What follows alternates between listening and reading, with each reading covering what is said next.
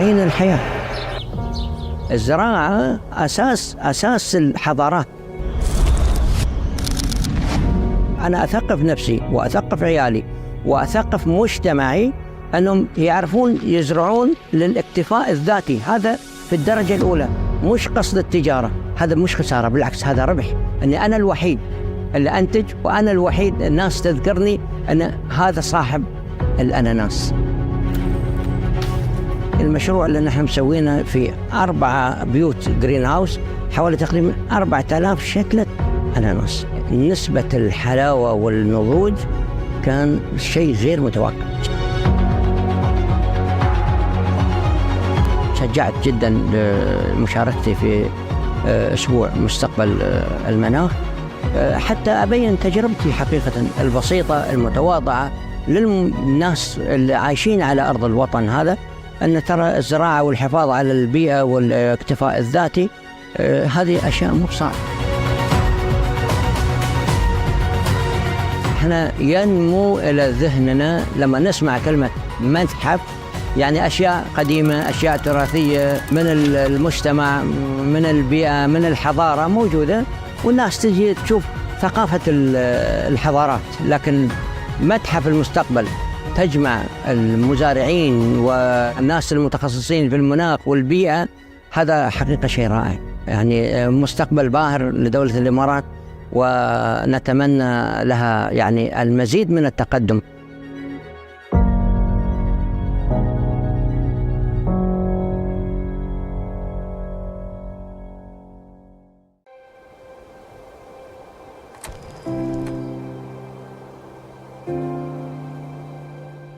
When you're holding the sand, you realize the sand is almost like water, and how fine the sand is such a beautiful material. It's about letting material flow into every crevice, and that's what that is. How do you control that in a controllable way? Problem is about efficiency. We are just so inefficient in the way how we use material. So first thing we should be considering is to use everything that's most abundant to you locally. in UAE, the most common and most abundant things that's out there is sand.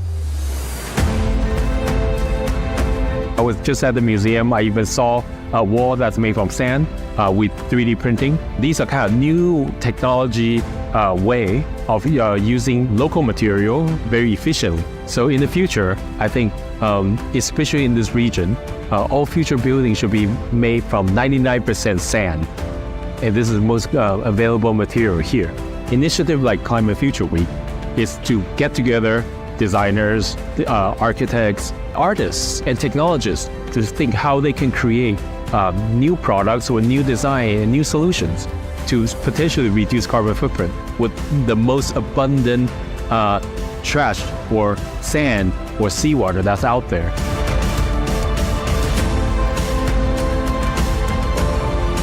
Now you come to UAE, you see everyone's so hopeful of the future that might be, they can change the future.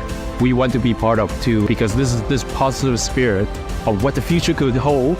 And I think this is where we should actually do a lot of work.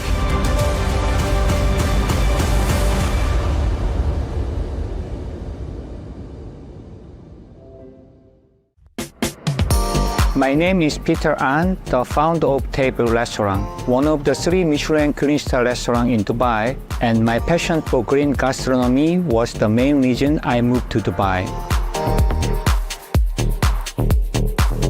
We work with several local farmers to provide organic local ingredients, which is around 90 and 95% the ingredient we use. Taking part in the Climate Future Week hosted by the Museum of the Future is an amazing event to raise awareness about the importance of individual and collective effort to protect our environment and our first home, Earth. We focus on green gastronomy. It is very important to know where each ingredient comes from, so you will be able to understand the culture and contribute to food democracy. People always think that they cannot save the world. The change actually starts by making good choice for the environment to make a better life for ourselves and our children than everyone around us.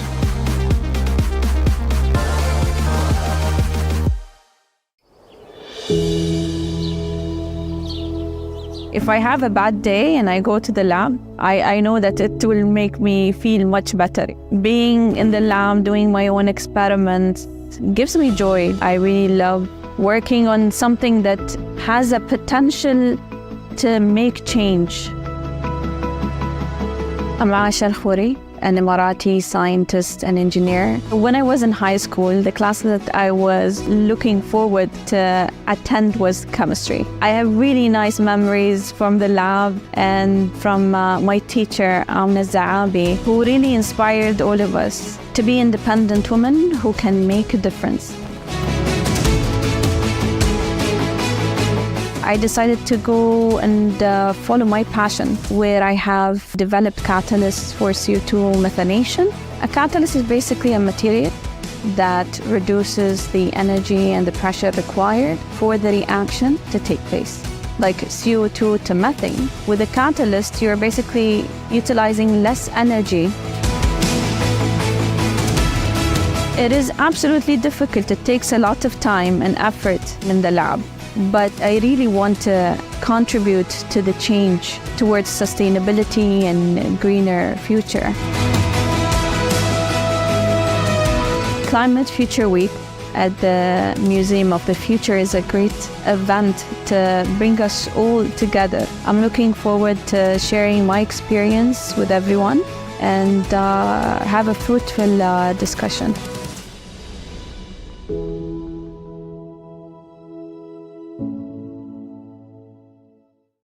لما نسمع كلمة متحف يعني أشياء قديمة، أشياء تراثية من المجتمع، من البيئة، من الحضارة موجودة، لكن متحف المستقبل تجمع المزارعين والناس المتخصصين في المناخ والبيئة. هذا حقيقة شيء رائع، يعني مستقبل باهر لدولة الإمارات، ونتمنى لها يعني المزيد من التقدم.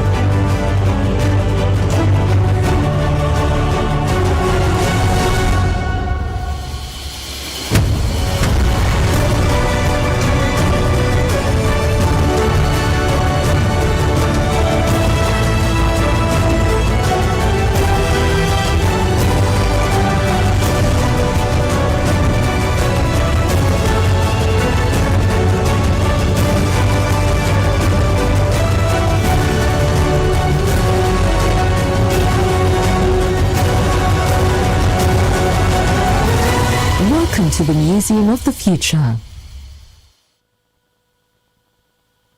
لما نسمع كلمة متحف يعني أشياء قديمة، أشياء تراثية من المجتمع، من البيئة، من الحضارة موجودة، لكن متحف المستقبل تجمع المزارعين والناس المتخصصين في المناخ والبيئة. هذا حقيقة شيء رائع، يعني مستقبل باهر لدولة الإمارات، ونتمنى لها يعني المزيد من التقدم.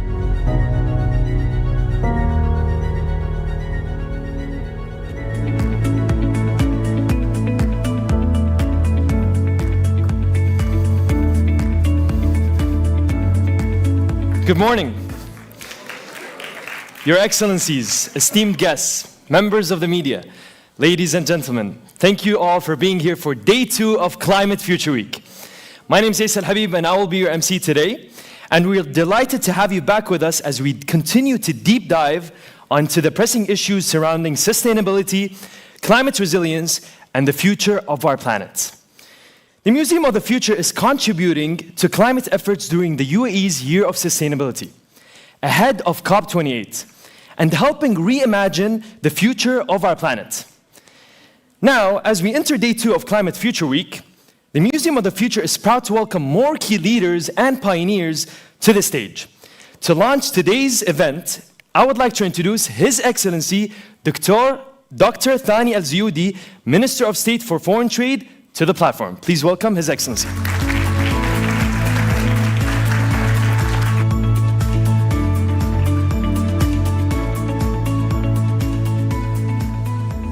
شكرا عيسى. بسم الله الرحمن الرحيم. Your Excellencies, distinguished guests, ladies and gentlemen, Assalamu alaikum wa rahmatullahi wa barakatuh. It's a pleasure to be with you all here today. and to be part of this week's vital discussion on the future of our planet. It's also a pleasure to be talking about the future from a building that so perfectly represents it.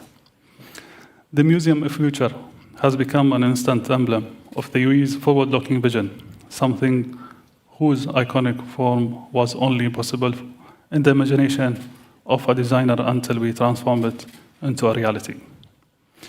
It is then the ideal venue and a place to not simply envision the next steps humanity takes, but starts putting them into practice. Climate Future Weeks tackles perhaps the most pressing issue that now confronts us. Climate change does not just pose a significant challenge to our way of life, it threatens the very viability of the world we live in.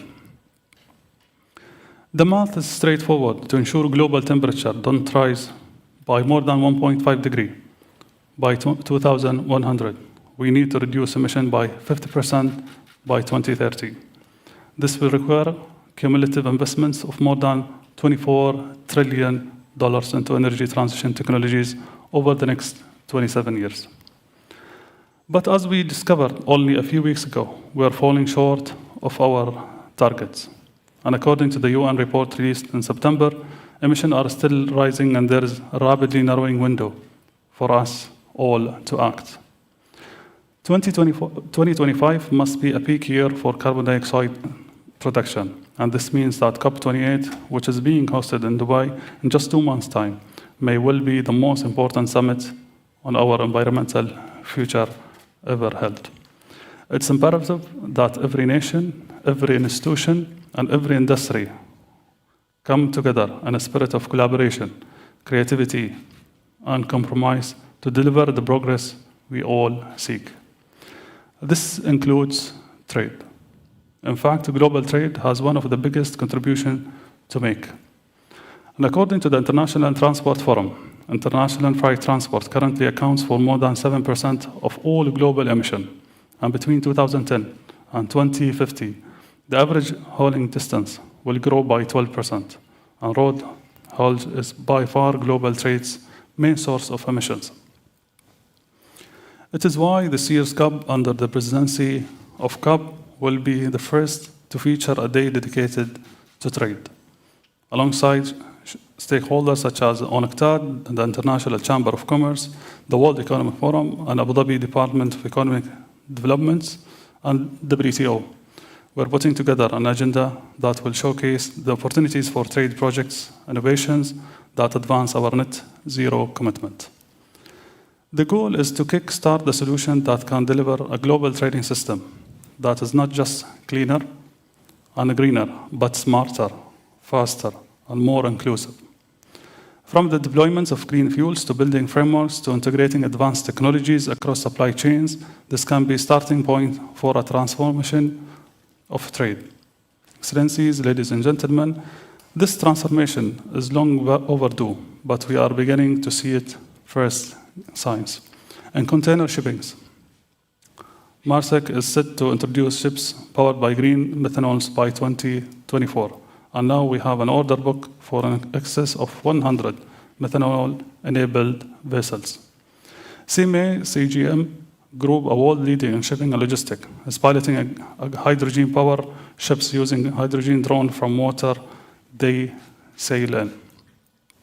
Volvo is already deploying trucks that run on both fuel cells and liquefied biogas, a renewable fuel that can produce from food scraps. Let's talk about the UAE. We're seeing the use of innovation in green technology dockside as well. Jebel Ali Port, for instance, is home to region's first green warehouses, where cold storage facilities run on solar energy. It's also home to a fully automated solar power container stacking system. And Khalifa Port, Abu Dhabi, autonomous electrical trucks support loading and unloading operation, while artificial intelligence is deployed to track containers. Indeed, the UAE is leading the way on many aspects of sustainable supply chains. In addition to the launch of the trade at COP28, we are behind a global drive to accelerate the integration of advanced technology into the logistics sector, championing a new era of inclusive trade that can increase the participation of developing nations, elevating the role of SMEs and women in national and regional economies. And we're investing billions of dollars into renewable energy that can help decarbonize value chains across the Middle East, Africa, and Asia. January this year, in partnership with the World Economic Forum, the UAE launched the Trade Tech Initiative. This is designed to inspire the global trading community to develop and deploy the tools of fourth industrial revolution. We know that blockchain can fast-track border processes such as trade finance and anti-money laundering protocols. Artificial intelligence can improve stock movements and routing, and e-bills of lading can remove inefficient paper-based procedures and save global shipping sector $4 billion a year. February next year, the UAE will host the World Trade Organization 13th Ministerial Conference, the primary body that governs the multilateral trading system. We're helping to shape the agenda that ensure developing countries have a greater say on global trade issues, supports their participation in supply chain with robust measures against market-distorting subsidies, and embraces digitalizations. Finally, the UAE is at the forefront of the region's energy transition agenda. And according to the Green Fuel Index, the UAE has increased our renewable energy capacity more than other countries in the world over the last 10 years.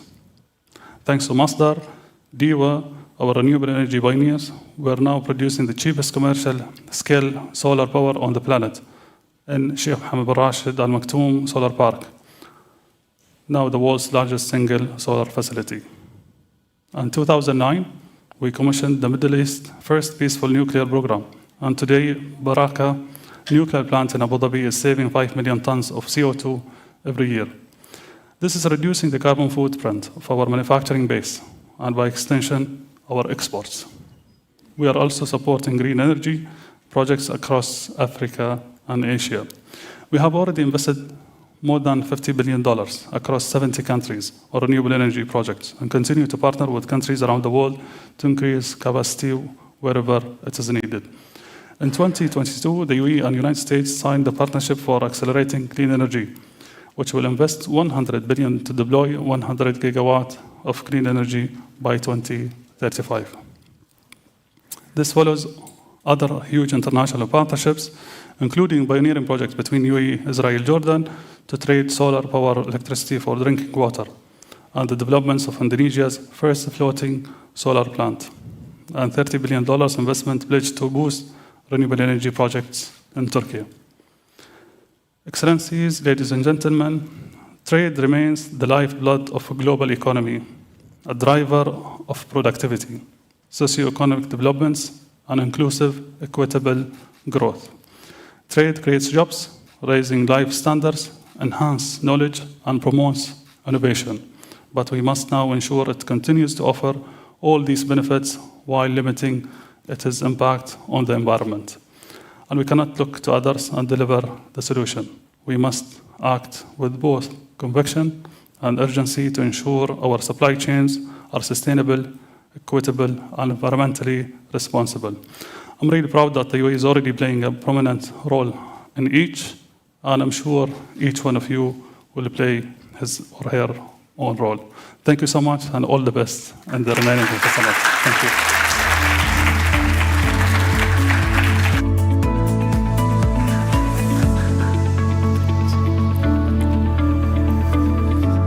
Thank you, Your Excellency. How are you guys feeling? Good? Well, does anybody here like sand? Sand. Raise your hand if you like sand. A lot of people. Okay. You should be excited because our second speaker today, Arthur Huang, is a pioneer in the field of architecture and circular economy. Now, why am I saying sand? You'll know later when you see the video. But his work is truly revolutionary, and we are eager to hear from him. Please welcome Arthur Huang.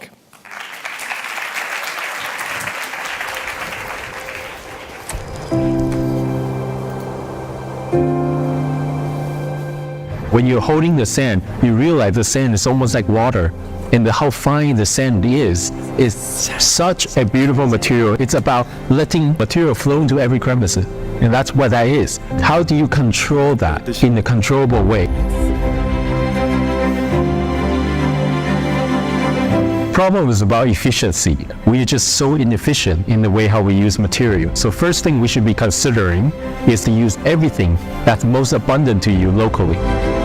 In UAE, the most common and most abundant things that's out there is sand.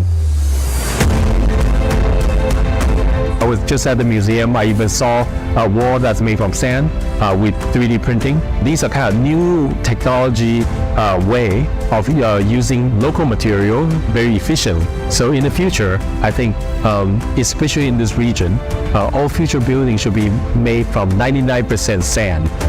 And this is the most available material here.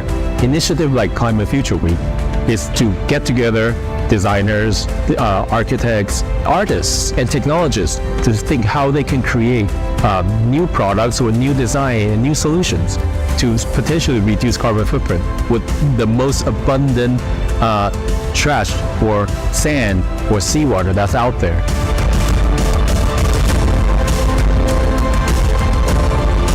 Now you come to UAE, you see everyone's so hopeful of the future that might be, they can change the future. We want to be part of too, because this is this positive spirit of what the future could hold, and I think this is where we should actually do a lot of work.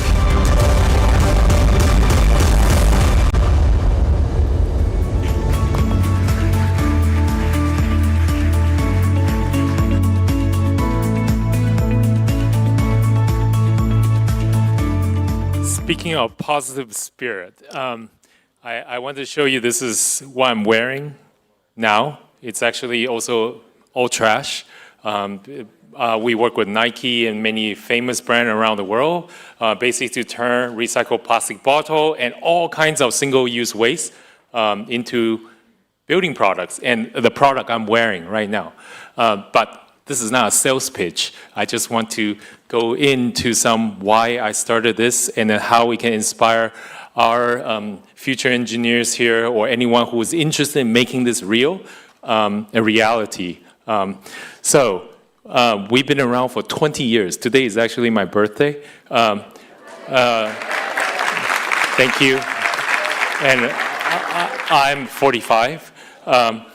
And yes, very young. So and I was also always so impressed that all the young ministers everywhere in UAE has so much spirit. And then I think this is, again, 20 years. Why you want to do this trash business for 20 years is because I was so angry and pissed off at a lot of things that's happening around us, okay? And that's why we kind of want to come up with lots of different process. So let's start with one thing that, okay, here's a quick video, so summarize what we do, and just so you don't get confused who we are, yeah? We want to matter. We want to matter to the non-toxic future of our world. We want to matter to the sustainability of our community. At Miniways, it is our mission to change consumer behavior into a circular one. It is the only way for us as a species to sustainably consume our limited resources. Overconsumption is a complex system problem. There is no single miracle cure. We want to matter by proving human consumption can be satiated with our very own trash.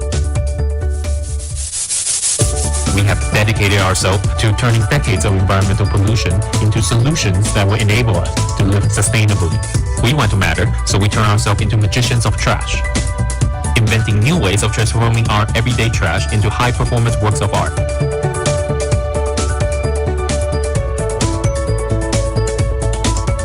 We turn milk packaging into the hottest sportswear fashion, plastic bottles into luxurious textile, cigarette butts into furnitures and glasses, using fashion and apparel waste into luxurious home furnishings, masks, PPE into cell phone chargers, single-use medical waste material into hospitals, using smart AI technology to make decentralized upcycling possible today.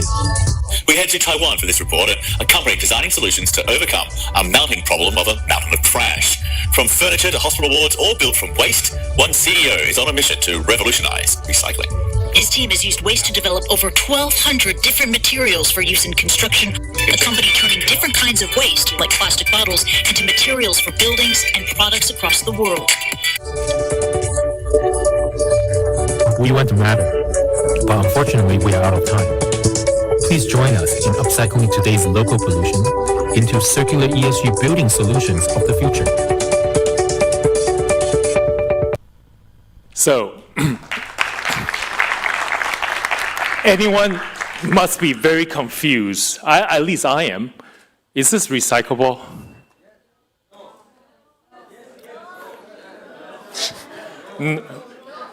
Is it recyclable in UAE? No. Okay. And I'm also very confused that where do you actually put that? Is it in the recycle bin or is it in the trash can?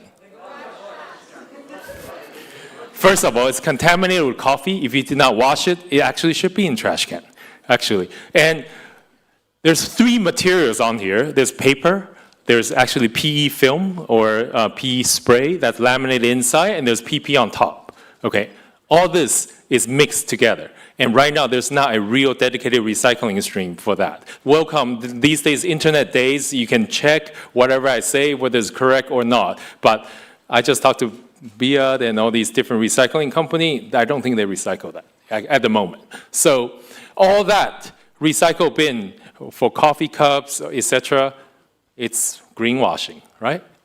Okay. Another thing that really gets me really angry is that yesterday I went to the coffee store. I asked for an actual porcelain cup to drink on site. They gave me this. That's why I put it back on. Like, this is super annoying. Yeah, okay. And then they gave me a plastic bottle saying that this is not plastic. And then they told me that this can be biodegradable. And then UAE doesn't have an industrial compost site for POA. So I was just like, wow, this is like pure lie, okay? So this is one of the reasons why we want to start a company. And we talk about microplastic. This is not microplastic, by the way. This is a plastic that you can see, you can touch every day at the beach. But this is not microplastic. That plastic cup you just saw is microplastic because it breaks down into little pieces of PE that's actually leak into the sea. Every time you wash your clothes, when you have mixed yarn, you are actually leaking plastic into the water. Okay, so those are microplastics. When you wash your hair, you have polymers inside those are microplastic. So this is what we get. But I want to show you something positive. We're Museum of the Future here, right? We are talking about future. That's happy. Then we go back, 2,000 years old. When I was studying archaeology in Rome, this is Augustus Forum. The wall of Augustus Forum is very close to Pantheon. Augustus Forum is destroyed. Pantheon is still there. What we see from those ruins are marbles, brick. But in reality, the majority of a material in the middle is trash. This is cement with, do you see a pipe? Did you see amphora shards? Amphora is the single use of a Roman Empire. So they transport oil from Egypt, Greece, and into Rome. And then they break the bottles because it smells. After they dump out the oil, the thing smells. So this actually become their building material. By the way, this is Augusta Forum. It's the first emperor's palace, right? The office is the most important one. His friend built this. His best friend, who helped him to conquer the empire, built Pantheon. So this, by the way, who've been to Rome? I just went to Rome. I took that picture myself with my kid. This is still the most photographed building and the most. You open any other architecture history book, engineering history book. I study civil engineering too. So that's the first page is this building. Yeah, look at all that white. Do you see that building? All that white? It's also trash. Yeah. So we have been taking photos of this beautiful thing for 2,000 years. No photo back then. People draw, but yeah. And we are actually sketching a pile of trash. Actually, in reality. I think that's the future. This is a beautiful combination of waste resources being used in the highest level and create lasting work of art. Okay, so everything is recyclable, by the way. Everything is recyclable. That's why they can type recyclable and everything. But where did it go? For the last 20 years, we realized something. This is actually mainly from US, Japan, China, Korea, pretty much, and this actually some truth to that also in UAE, okay? The food, the clothes, the housing, and the transportation. These are the kind of the recycling rate, actual recycling rate that's using these recycled material at the moment. So for food, it's less than 25% at the moment, okay? And rest of that, very dismal. Some clothing, 2%, housing, probably the most, 5% recycled material. We collect around between 34% collecting from the recycle bin, 34 to 60%. The highest is in Taiwan and Japan and Germany. Okay, it's around 61 to 62%. I don't know what's the collection rate here, but I will guess it's in between that. 34 is United States in average, okay? After you collect it, where did that mostly go? When we talk about recycling, we thought we put in a recycle bin, we go to a sorter and collectors. And then in reality, only 2 to 5% is actually collected and sorted and sold. Rest of that actually go to heat recycling. I know Dubai is going to have a heat incinerator. This is coming. By the way, we are in Taiwan, we have 26 waste incinerator, highest density in the world of burning trash because we have no space, so we burn trash, okay? This is also called recycling too. And the rest of that go to landfill. You can imagine most of that probably still go to landfill. In reality, in order for you to take even the sorted material back into a new material, it's all missing all kinds of data. Number one, it's missing all kinds of recycling specification. How thick, how thin the material has to be shredded. How clean do you need it? What type of temperature do you need to compound it at? What type of MI, modulus, the material flow do you need to get to? This data is missing. On top of that, what type of remanufacturing technology are you going to use? This is missing also on the machinery because most machineries are designed for virgin material. So they don't take these recycled material. There's mechanical degradations, there are impurities. How do you do that? Then the last part is application. You need to find somebody to take a lot of this material. Otherwise, everything we do has no value, right? No one buy, no one do. So this is kind of the 3 ABC I want to help you to understand. In all future circularities, you need those data to jumpstart that whole process. And I just want the last thing is architecture. Everyone talk about transportation, everyone talk about, but in reality, the biggest carbon footprint is building. The building activities, so building operation, turning on our lights, air conditioning, building the actual buildings, but just look at that number. So it adds up to be what, 50% of our global carbon footprint is building-related activities. And we're going to build a lot more buildings. And this is where we should be very hopeful. If you see this, you see huge amount of opportunity here in UAE. And in, for example, this is a world map, actually. The biggest one on the future growth of all the future building will be in Africa. So this is a very interesting part. So you have to be able to be prepared for that big growth. And you want to reduce the carbon in these highly embedded, high carbon embedded carbon footprint here.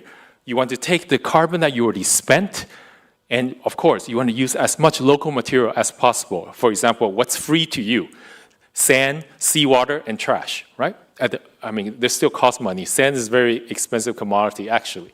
And so these are the kind of like ABCs you can do. So in order for you to use all kinds of new technology like AI, robotics, you need a lot of data and software. For you to calculate carbon footprint, you need data, and you also need the software to power those. Otherwise, how do you know? I say something, mine is lower carbon footprint. The other guy says something that's lower carbon footprint. I don't like this type of arguments. It has to be fact to fact. But a good thing is, internationally, it's standardized for 30 years for the carbon trade. It's ISO 14064. Okay, and there's no other thing. So if there's a lot of consultants want to bullshit you about all these different things, there's only one, standards, actually. And then B, you have to find the applications. You have to say, this carpet, it has to be fire rated. This wall, the gypsum you want to replace, it has fire ratings. It has safety ratings. It has VOC ratings. You have to fulfill all that technology. So that's the building part. The last part is machinery, to turnkey those, to make sure that you can actually take the trash with the lowest distance, transportation-wise, and then you can turn that trash into a new building material. So, and you have to plug that into a biggest user. The biggest user is real estate, the building of that material. So you want to plug that into the life cycle of that real estate, life building cycles. And you only want to scale what's scalable. I think a lot of intelligent people, super smart engineers I met in the last 2 days. You do not want to do the stupid work because the stupid work, again, don't scale. So you have to do the smart work. Smart work are the only part that scale are the data, the machines. And you can take that and you can work with lots of different creative community around the world. So just quickly recap e-waste recycling campuses. So for example, you see this is a university campus in Beijing. The machine there is actually recycling DVD, CDs and DVDs, movies. No one watches DVDs anymore. So we take the DVDs there, recycle there, solar power, no water, just using a reverse osmosis machine on board. And then that makes a facade of this building. Okay, so CDs, then we bring the machine there, and then it turns into the facade of a building. Okay, and this is in Thailand. We built it for the Thai king. This is really big, actually. It's a giant air cushion, 2,000 square meter flying in the air. Why do you do that? Because you want to use air, the most abundant material also, probably more abundant than anything else. But it's one of the best insulator, right? So we're using the air insulator to create materials and is using recycled plastic bottles to create these 2,000 denier architecture fabric to take that. And of course, we build hotels, exterior facades, all the famous Nike stores around the world. Hopefully, you guys can visit some of them in Europe. They are already made from Nike waste. A lot of Nike shoes that you recycle actually comes to us before, not anymore, but they used to do that for the last 10 years. Cigarette butts, I don't know, I know IQOS is quite well known here. The electric cigarettes, we recycle those, by the way. We turn that into these air filters for all the IQOS store in Italy. So next time, I know a lot of people take vacation here in Italy, Milan, Rome, etc. You can see these two-story stores basically taking the filter of the IQOS and turn that back into a air filters building system. And fashion waste, Gucci, Kering Group, Prada. So we take, like most of these luxury brands, the dirty truth is that they cannot resell their secondary, their unsold item.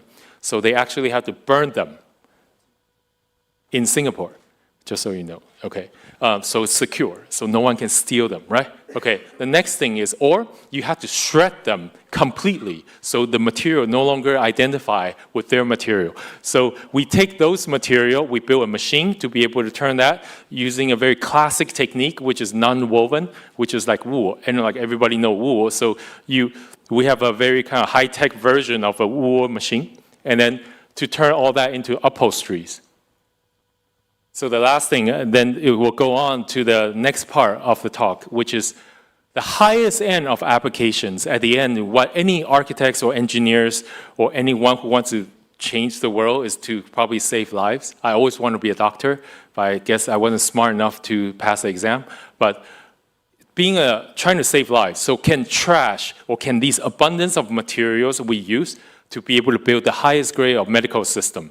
So during COVID, we did that. Basically, US, Japan, Europe, embargoes on all the medical waste.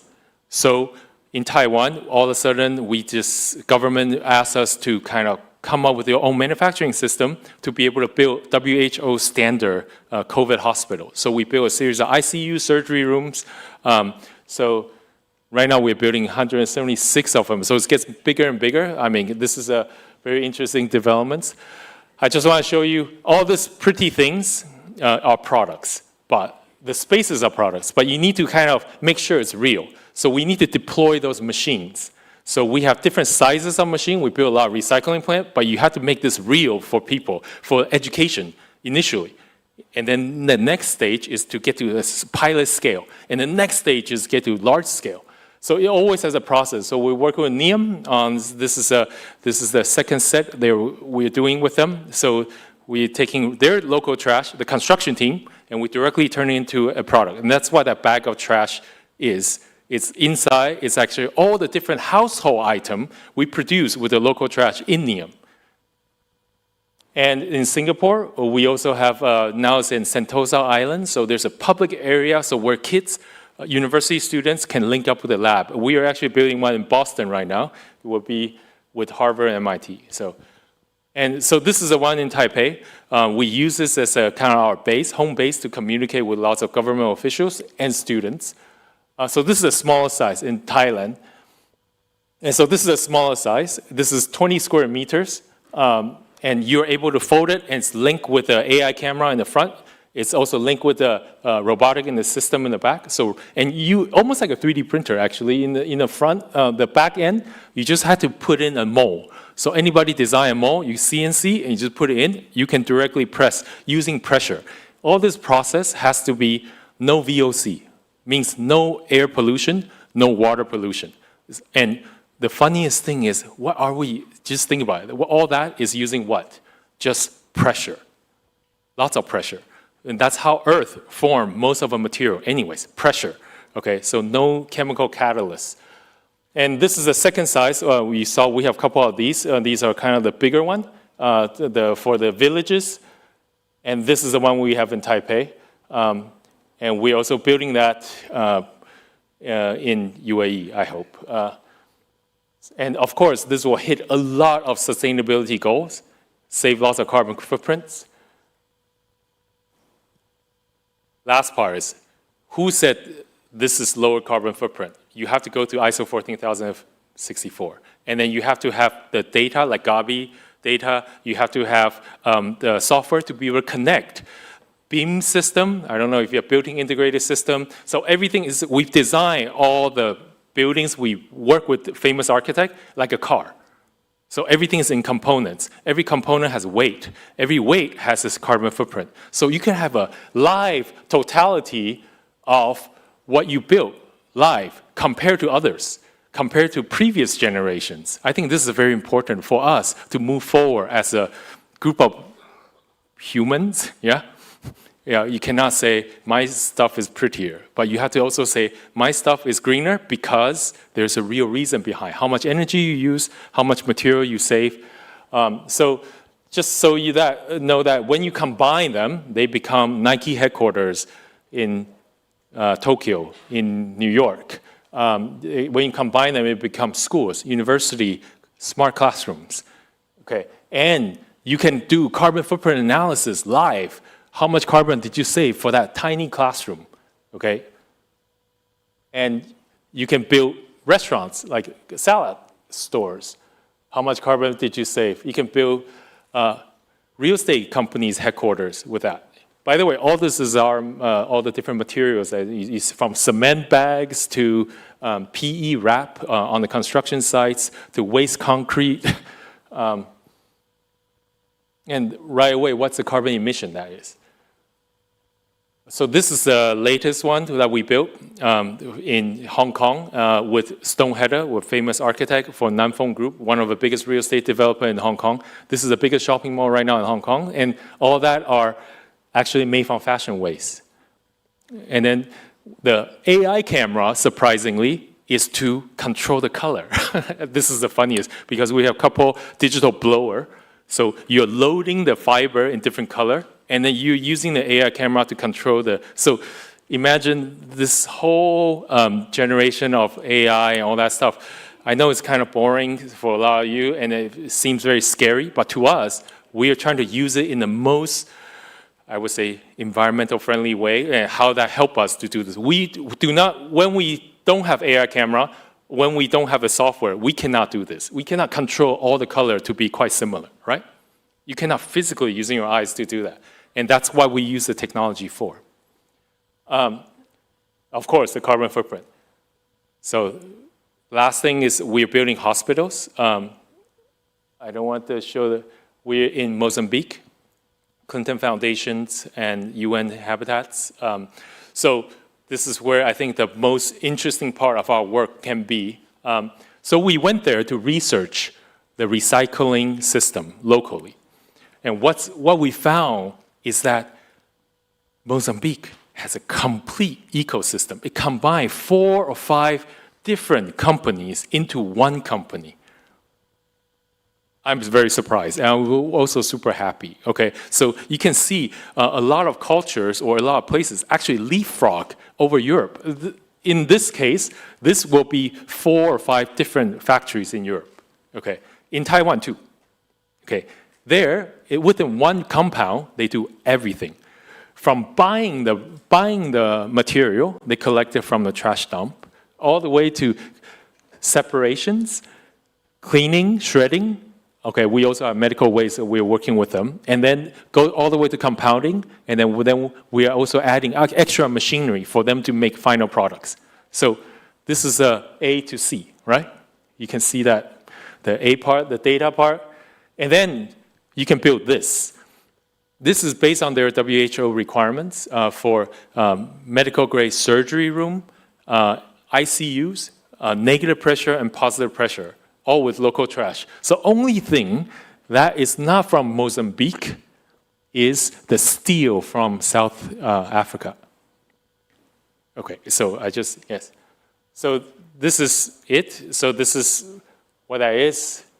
And you can see, and hopefully we'll see a lot more of that, and we can use UAE as a base to build a lot more of that products. Thank you.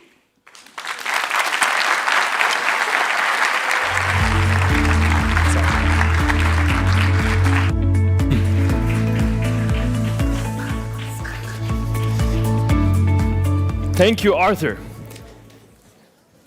Now, a personal favorite, the science part. Who here loves science? Science, I see school students. Do you love science? All right, awesome. Next up, we have Dr. Aisha Abdullah Al-Khouri, a scientist and engineer who will discuss the innovative ways of converting carbon dioxide for a greener future. Please welcome Dr. Aisha to the stage.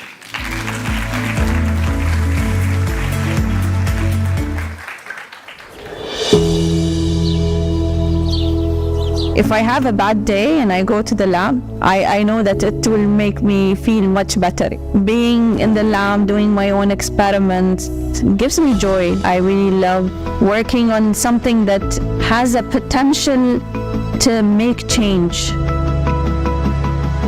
I'm Aisha Al-Khouri, an Emirati scientist and engineer. When I was in high school, the class that I was looking forward to attend was chemistry. I have really nice memories from the lab and from my teacher, Amna Zaabi, who really inspired all of us to be independent women who can make a difference. I decided to go and follow my passion, where I have developed catalysts for CO2 methanation.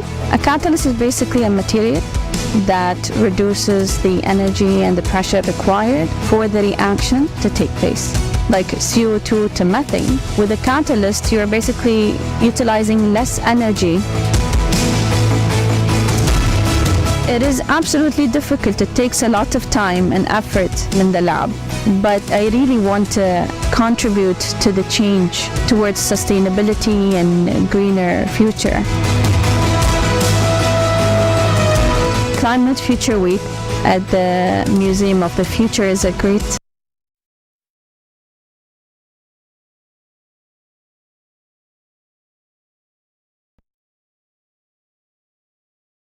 action.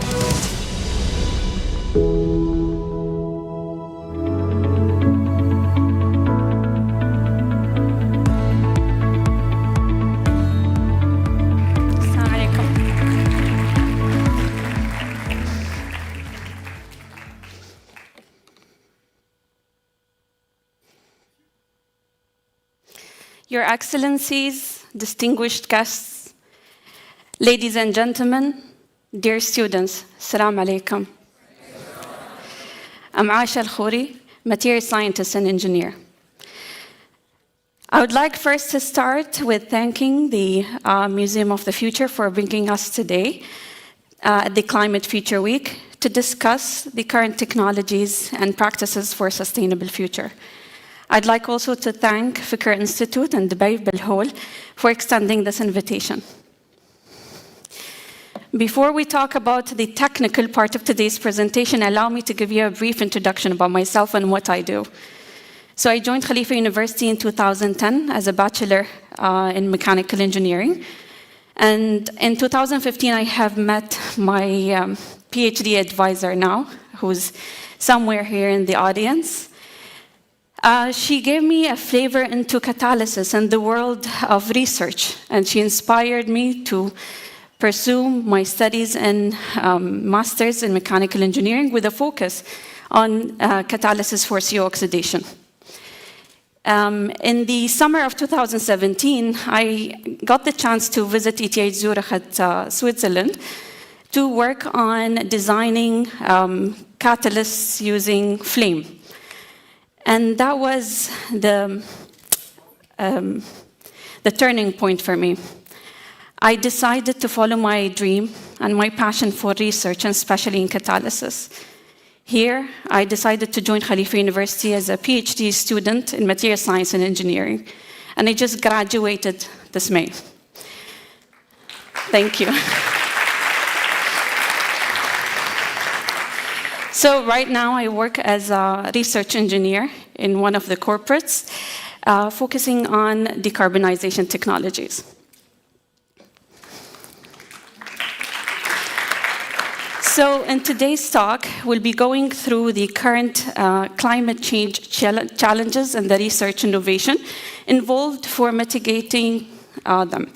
Then I'll explain briefly my research contributions during my PhD studies at Khalifa University and discuss the challenges. Sorry.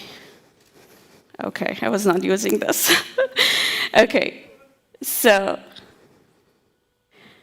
this is the brief of my biography, and this is the outline of today's presentation. And finally, when I'll take you through the PhD journey and my research challenges that I have faced during this journey.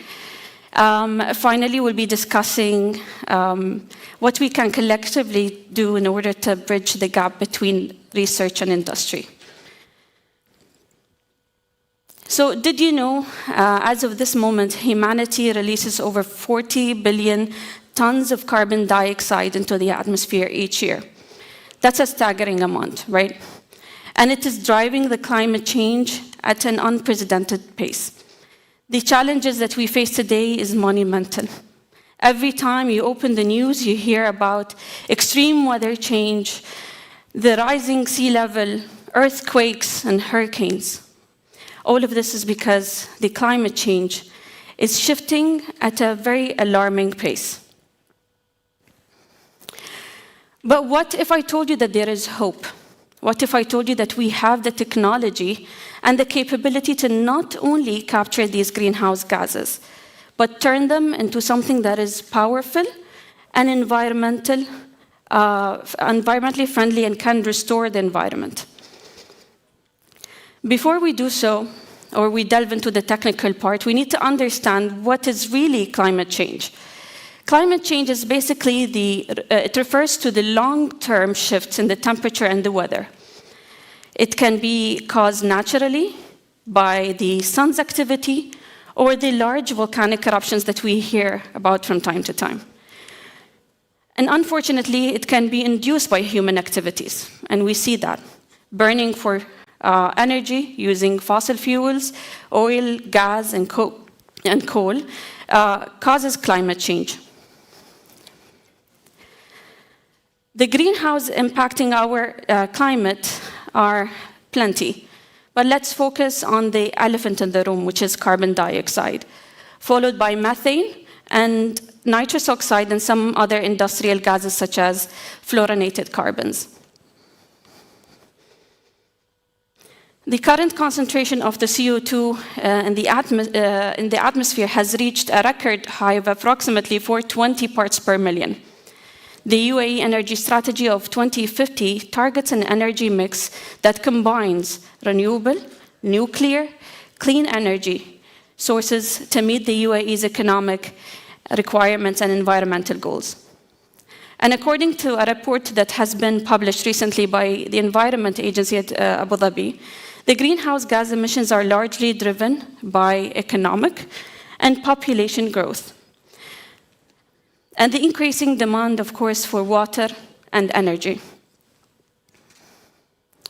When we look at the major sources of the greenhouse gas emissions, we can see that the highest industry that emits those greenhouse gases is the energy sector, around 80%, followed by the industrial processes, agriculture, waste, and finally land use. And from all of these greenhouse gas emissions, we have 90% of them allocated to CO2. So we really need to do something about it. We can have multiple solutions. Some of them are here listed on the top right. So for mitigating CO2, I don't know if you heard of these technologies, CCS and CCU. CCS is basically carbon capture and storage. You take CO2 and you pump it underground. The other technology, which I will explain in the next few slides, is carbon capture and utilization. You basically take CO2 and you make a fuel out of it, an added value chemical that can benefit society and industries at large. But you need to know that CO2 is a very stable molecule. It requires so much energy in order to be activated. From high school chemistry, we know, right, students, that in order to break a bond between two atoms, such as carbon and oxygen, you need to provide heat or a source of energy.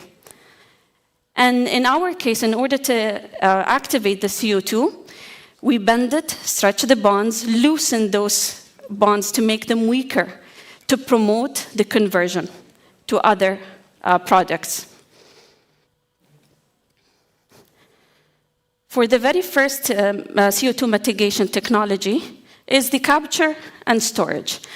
The capture and storage can happen by injecting CO2 into deep geological formations. Sorry. So the CO2 is injected into depleted oil gas reservoirs, or it can be used also for enhanced oil recovery. So you pump CO2 in, and you get most of the oil that is in the reservoir. So it enhances the recovery. And then the other technology is the formation of carbonates. So what happens here is that you take CO2, and then you pump it into special types of rocks. These rocks, they have certain type of minerals. They react with the minerals, and then they solidify. And by that, you have captured CO2 for thousands of years. However, this technology suffers from one thing, which is the potential leakage of CO2.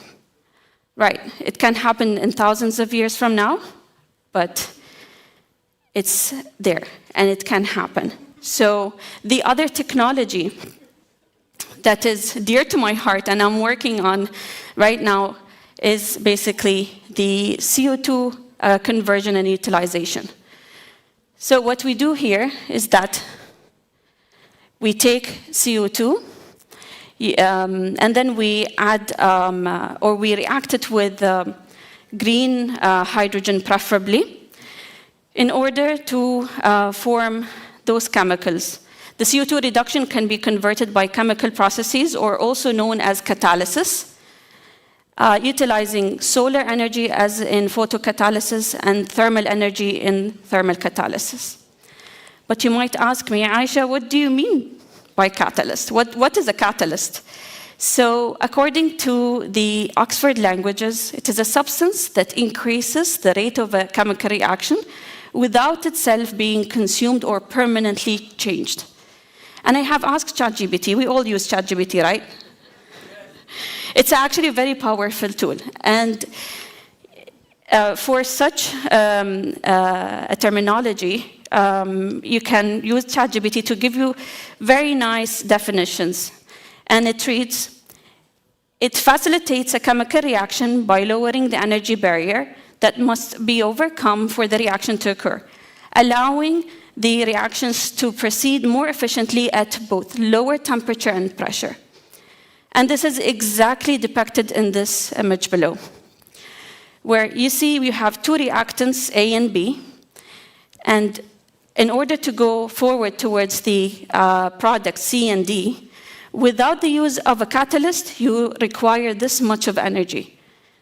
However, when you introduce the catalyst in the reactor, what happens is that this energy is almost reduced to half.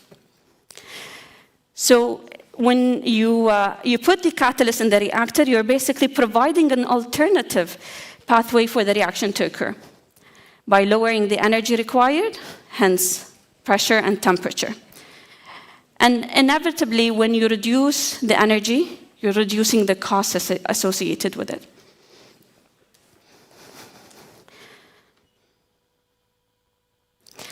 So catalysis can play a significant role in achieving several of the United Nations Sustainability Development Goals, such as the SDG 2, 3, and 13.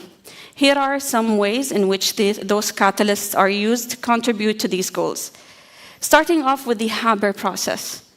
The reaction it is actually the reaction that feeds the world.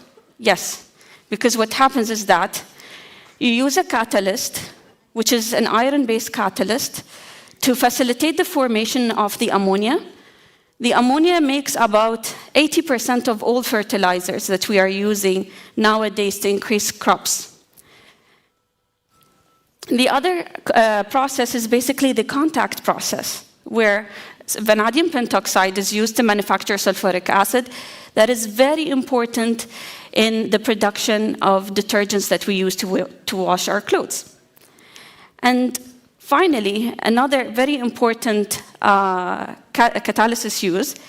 How many of you came to the museum today with a fuel-powered car? Raise your hand. I want to see some hands, including myself. I'm not so proud of it. Okay. Did you know that you have a catalyst in your exhaust? Somewhere hidden in your car, you have a catalyst. And this catalyst can be one of these elements that you see on the bottom right. Can be either palladium, ruthenium, or even platinum. What it does is that it takes those toxic emissions and converts them into harmless ones before they are emitted back to the environment. So catalysis plays a major role in saving the environment. But you might ask me, Aisha, what about the energy sector and how catalysis is used? Well, we can use catalysis in order to convert the waste into added value chemicals, or also known as CO2 hydrogenation. So for the catalytic hydrogenation, it involves converting CO2 into valuable chemicals or fuels, reacting it with preferably green hydrogen for the process to be net zero or carbon-free.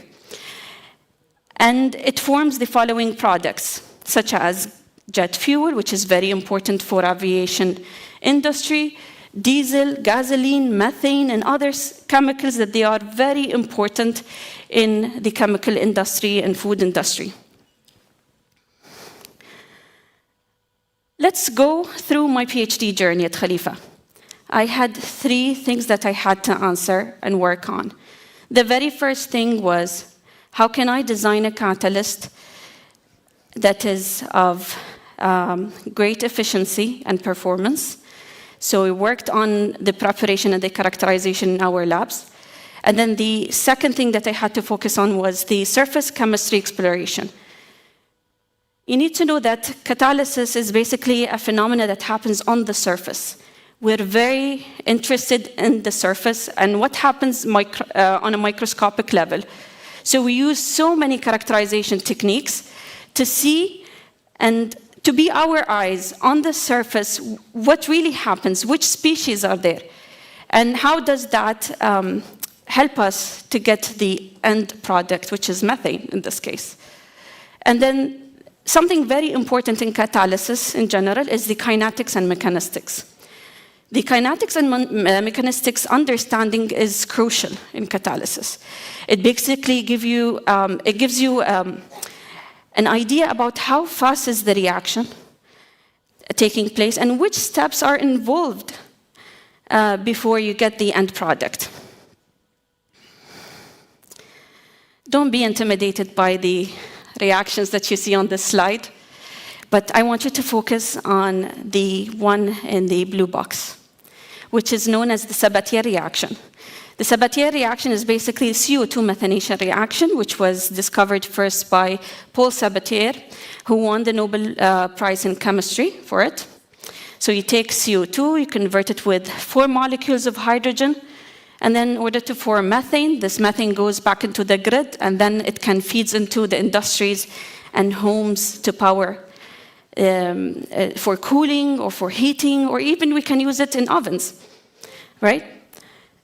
However, the nightmare of all material scientists, including myself, is the side reactions. So we call them parasitic reactions. They're unwanted reactions. You don't want to see them there because they can retard the formation of your product, in this case is methane. So what happens is that carbon may form,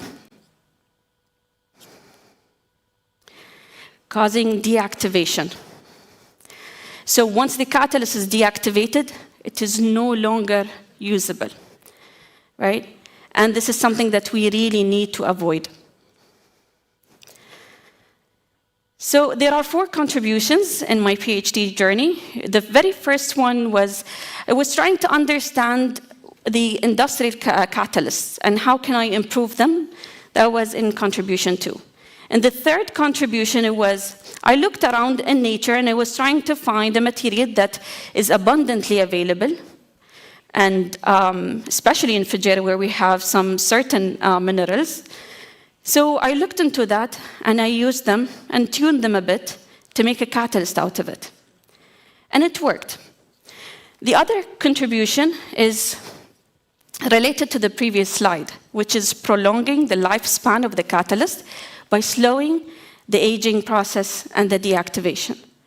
And that was actually the toughest chapter in my PhD thesis. It was all about understanding what really happens on the surface. How can you avoid having all of these side reactions that we saw earlier? So it was a great challenge.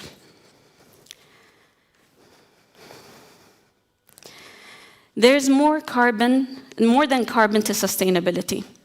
Sustainability involves a broader range of considerations such as social, economic, environmental factors, beyond just the reduction of CO2 emissions.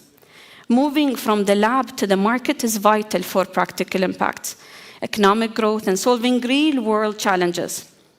And a collaboration between academia, industry, and governments provides resources, scalability, feedback, and expertise needed to translate innovation into research, including catalysis into a tangible solution that benefits society and economy. And we call that as the golden triangle, where you have this collaboration between all of the different entities, such as government, industry, and academia. Unfortunately, this happens to most of the ideas that we have or we generate in the lab. Most of the ideas, they just remain ideas, and they remain in the lab when they don't get enough attention or investment. So we call this as the death valley. If there is no investment, your idea will die and will never see the light. Therefore, industry is very important, plays a crucial role here. We want someone who takes those ideas into pilot plants and then finally into industrial plants. And this is very, very crucial. I would like to leave you with some take-home messages. The very first one is that achieving a sustainable, resilient, and net zero society is impossible without catalysis. Current catalysts fall short of enabling necessary transitions, and a new science and innovation in catalysis is urgently needed. Our ultimate goal is efficiently harnessing the air, the sun, the water, and the CO2 to synthesize molecules and materials, paving the way for a greener and a more sustainable future. These endeavors, they require collaboration and support from industry and governments to propel fundamental research forward. Thank you so much for listening.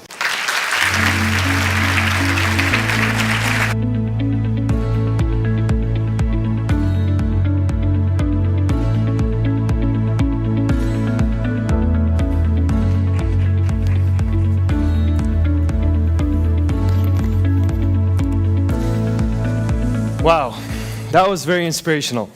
We will now take a 15 short minute break and we'll resume our session. Please be back here in 15 minutes as we have more exciting sessions ahead. Enjoy the networking. Thank you.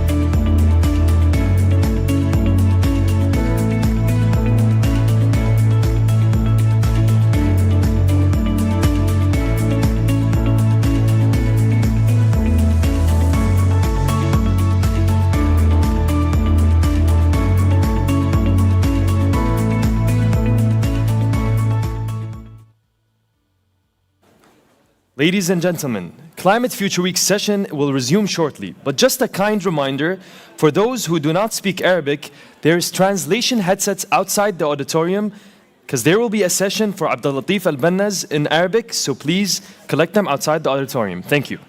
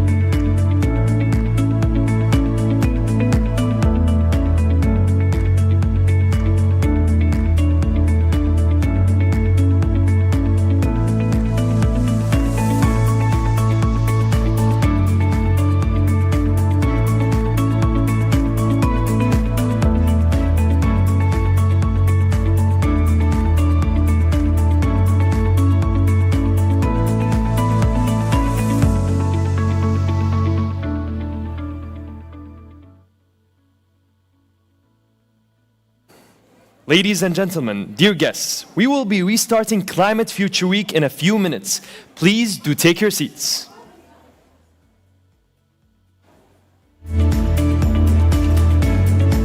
Timing's always...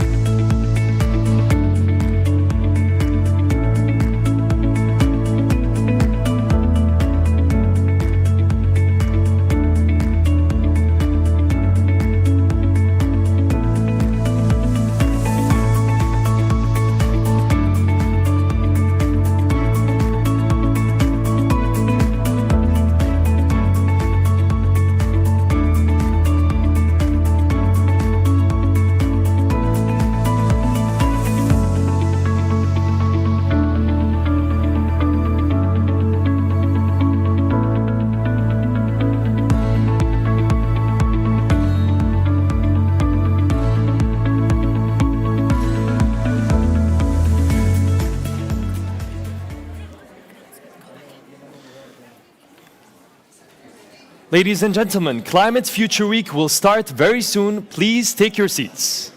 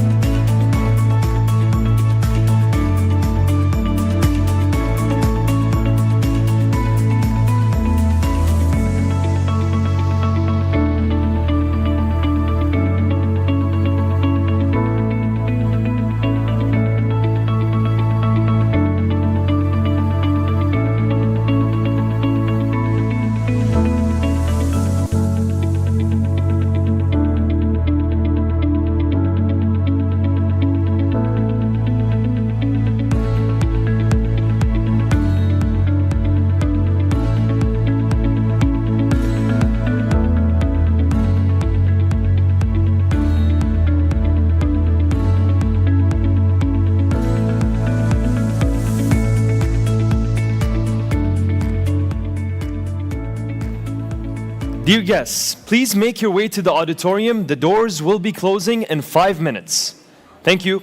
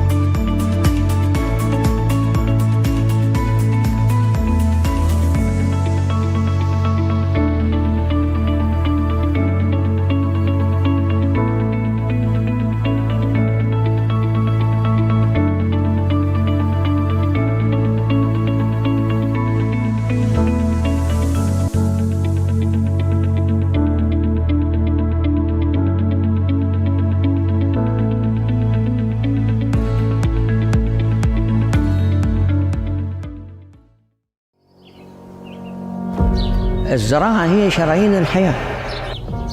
الزراعة أساس الحضارات. أنا أثقف نفسي وأثقف عيالي وأثقف مجتمعي أنهم يعرفون يزرعون للاكتفاء الذاتي. هذا في الدرجة الأولى، مش قصد التجارة. هذا مش خسارة، بالعكس هذا ربح. أني أنا الوحيد اللي أنتج، وأنا الوحيد الناس تذكرني أن هذا صاحب الأناناس. المشروع اللي نحن مسوينه في 4 بيوت جرين هاوس، حوالي تقريبا 4000 شتلة أناناس. نسبة الحلاوة والنضوج كان شيء غير متوقع. شجعت جدا لمشاركتي في أسبوع مستقبل المناخ، حتى أبين تجربتي حقيقة البسيطة المتواضعة للناس اللي عايشين على أرض الوطن هذا، أن ترى الزراعة والحفاظ على البيئة والاكتفاء الذاتي هذه أشياء مو صعبة. احنا ينمو إلى ذهننا لما نسمع كلمة متحف، يعني أشياء قديمة، أشياء تراثية من المجتمع، من البيئة، من الحضارة موجودة، والناس تجي تشوف ثقافة الحضارات. لكن متحف المستقبل تجمع المزارعين والناس المتخصصين في المناخ والبيئة، هذا حقيقة شيء رائع. يعني مستقبل باهر لدولة الإمارات، ونتمنى لها يعني المزيد من التقدم.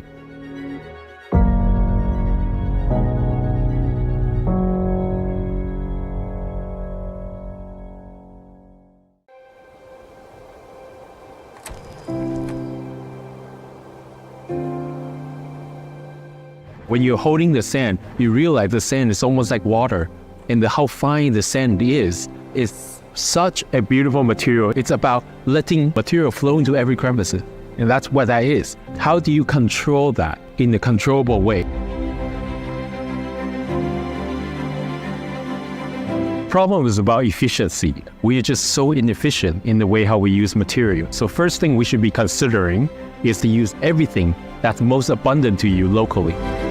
In UAE, the most common and most abundant things that's out there is sand. I was just at the museum. I even saw a wall that's made from sand with 3D printing. These are kind of new technology way of using local material very efficiently. So in the future, I think, especially in this region, all future buildings should be made from 99% sand. And this is the most available material here. Initiative like Climate Future Week is to get together designers, architects, artists, and technologists to think how they can create new products or new design and new solutions to potentially reduce carbon footprint with the most abundant trash or sand or seawater that's out there.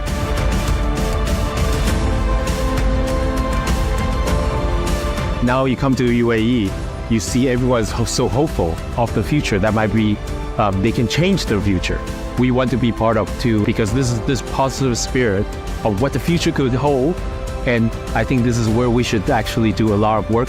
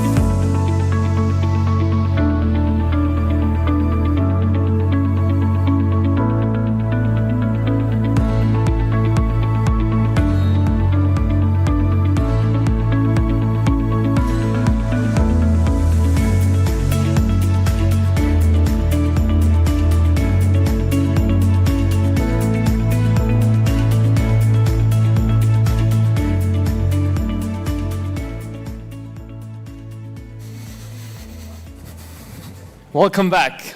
Did you have a good break? Okay. Awesome. No, some people said no. All right. Well, welcome back to Climate Future Week session. This is going to be very exciting. We have very great talks ahead. So next up, we have an intriguing session entitled Cli-Fi, Sci-Fi, and Societal Reshaping. Any sci-fi fans here? Sci-fi fans. Okay, we have a bunch here. Amazing. Delivered by Andrew Dana Hudson, an author, academic, and futurist. Please extend a warm welcome to Andrew Dana Hudson.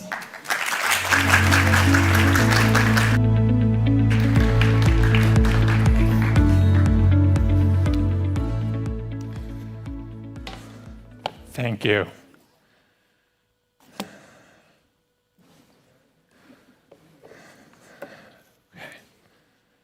Thank you, ladies, gentlemen, excellencies.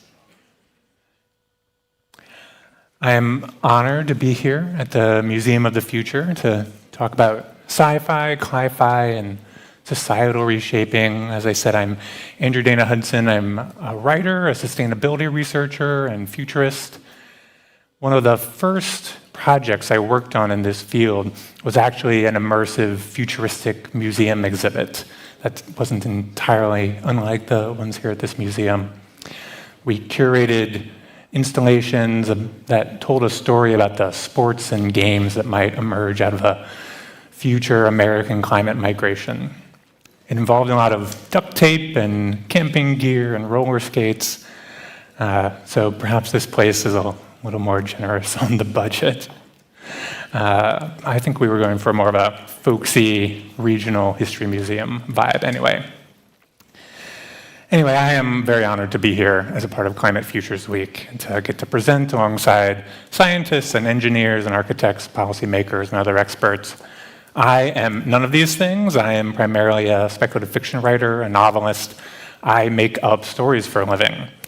And yet, when it comes to the future, I do sometimes get asked for my expertise. And I think this is somewhat odd if one really thinks about it. After all, we rarely conflate authors of mystery novels with actual detectives, or authors of historical fiction with trained historians. And yet when it comes to making sense of the future and topics as big as societal reshaping, we are happy to call up a novelist. Novelists are these strange creatures that bury their ideas in 100,000-word narratives rather than communicating the way normal people do with slide decks. So why is this? Why invite a person like me to talk at an event like this? It's a question I've been pondering lately, and one of the theories that I have is that thinking about the future and writing a novel are actually very similar, or at least they share these core competencies. To write a novel, especially a science fiction novel, one must assemble a big pile of hypotheticals and then string them together in a sequence of cause and effect that makes them feel plausible and meaningful. Writing a novel is also a form of play, setting aside of present-day rules and norms and realities, trying different ones on for size to see what it would be like to live in a world that hasn't happened yet. And novels, the good ones anyway, wrestle with incredible, unending fractal complexity of human life. History, which includes the future, is constantly unfolding in ways that are surprising and contradictory. This is something that literature has long tried to help us make sense of. This is Lionel Trilling, a great mid-20th century literary critic. He said, literature is the human activity that takes the fullest and most precise account of variousness, possibility, complexity, and difficulty. So all of this, the assembling of hypotheticals to account for possibility, variousness, complexity, difficulty, is exactly what it takes to say something meaningful about the future. And there are few topics more various, complex, and difficult than the question of our climate.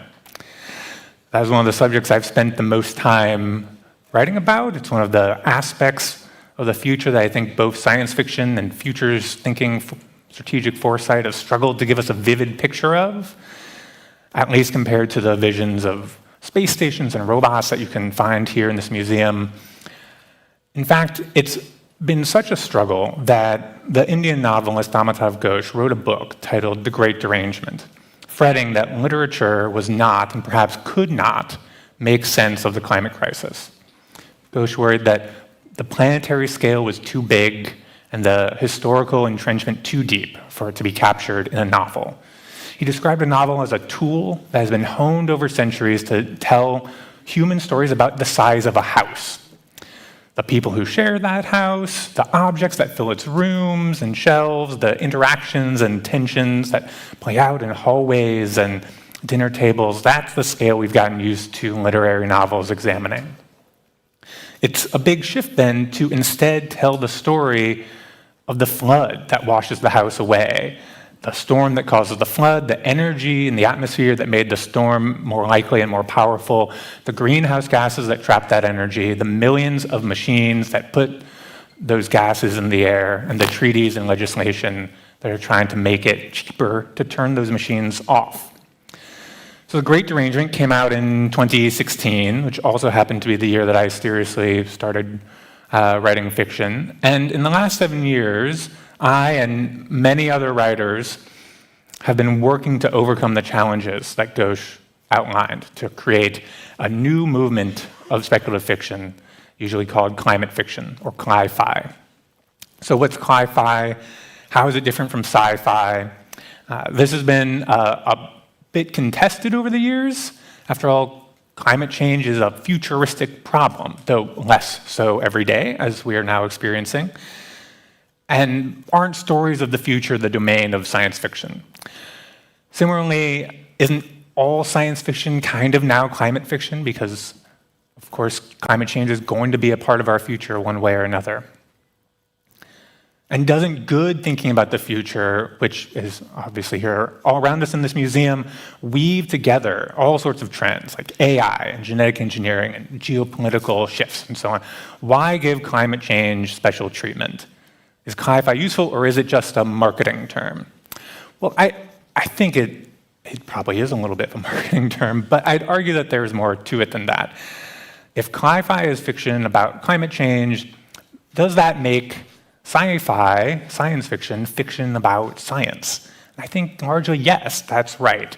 Not exclusively, but in much of science fiction, there is an implied theory of social change. The theory goes like this: we make a scientific discovery or invent a new machine or gadget, and as a result, society is reshaped in interesting and sometimes unintended ways. Science and technology development are the main driver of social change in science fiction. So cli-fi gives us an opportunity to try out a different theory, which is that the main driver of social change for the coming century is going to be climate change and climate action. So take these two images.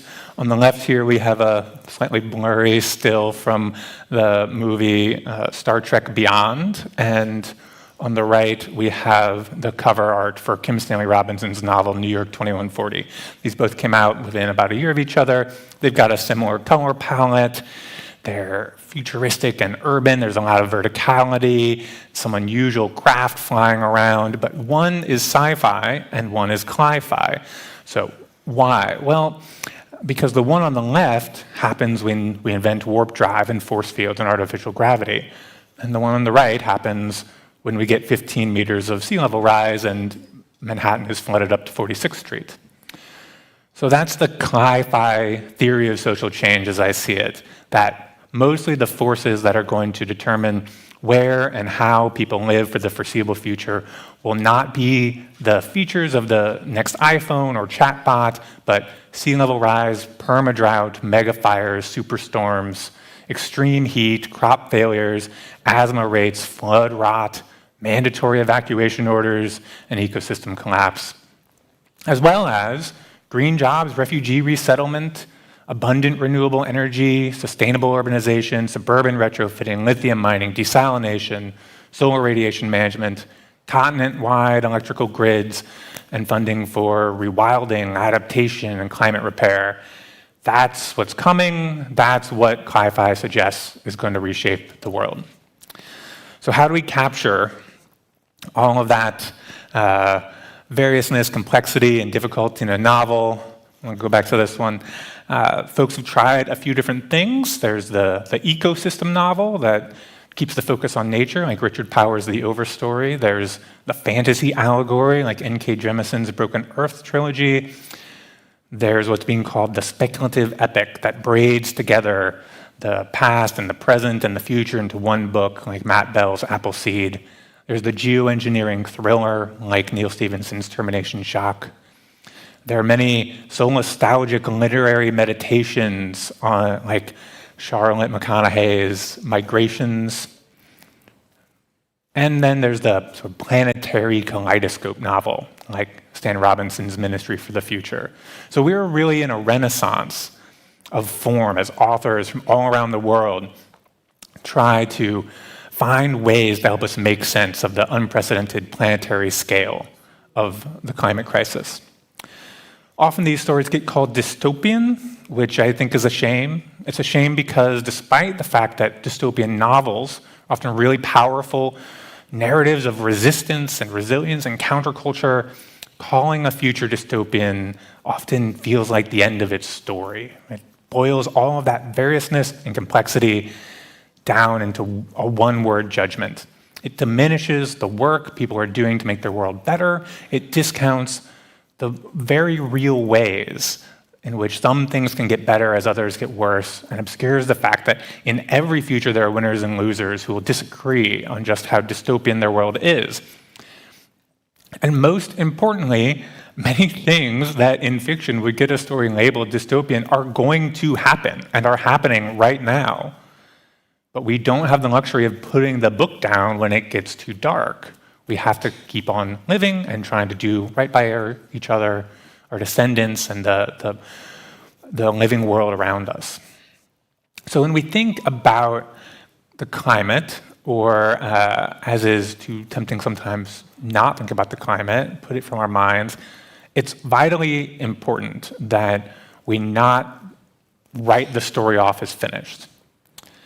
We're in for floods and fires and heat waves and storms that will hurt billions of people. Yes, the climate has already changed, and I don't know about you all, but I live in Phoenix, and this summer has really shown how dangerous and inhospitable our current level of warming, 1.2 degrees, has turned out to be. And in the future, this is still going to keep on happening, and despite the crisis, we nonetheless have a chance to create a world in which more human beings than ever are thriving. This is Naomi Klein's argument in her nonfiction book, This Changes Everything.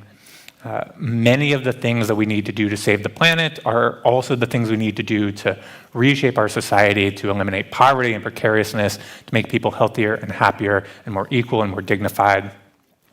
So I always try and keep two possibilities in my head, the dystopian disaster and the utopian promise, as well as the other mixes and variations somewhere in the middle. This is my book, Our Shared Storm.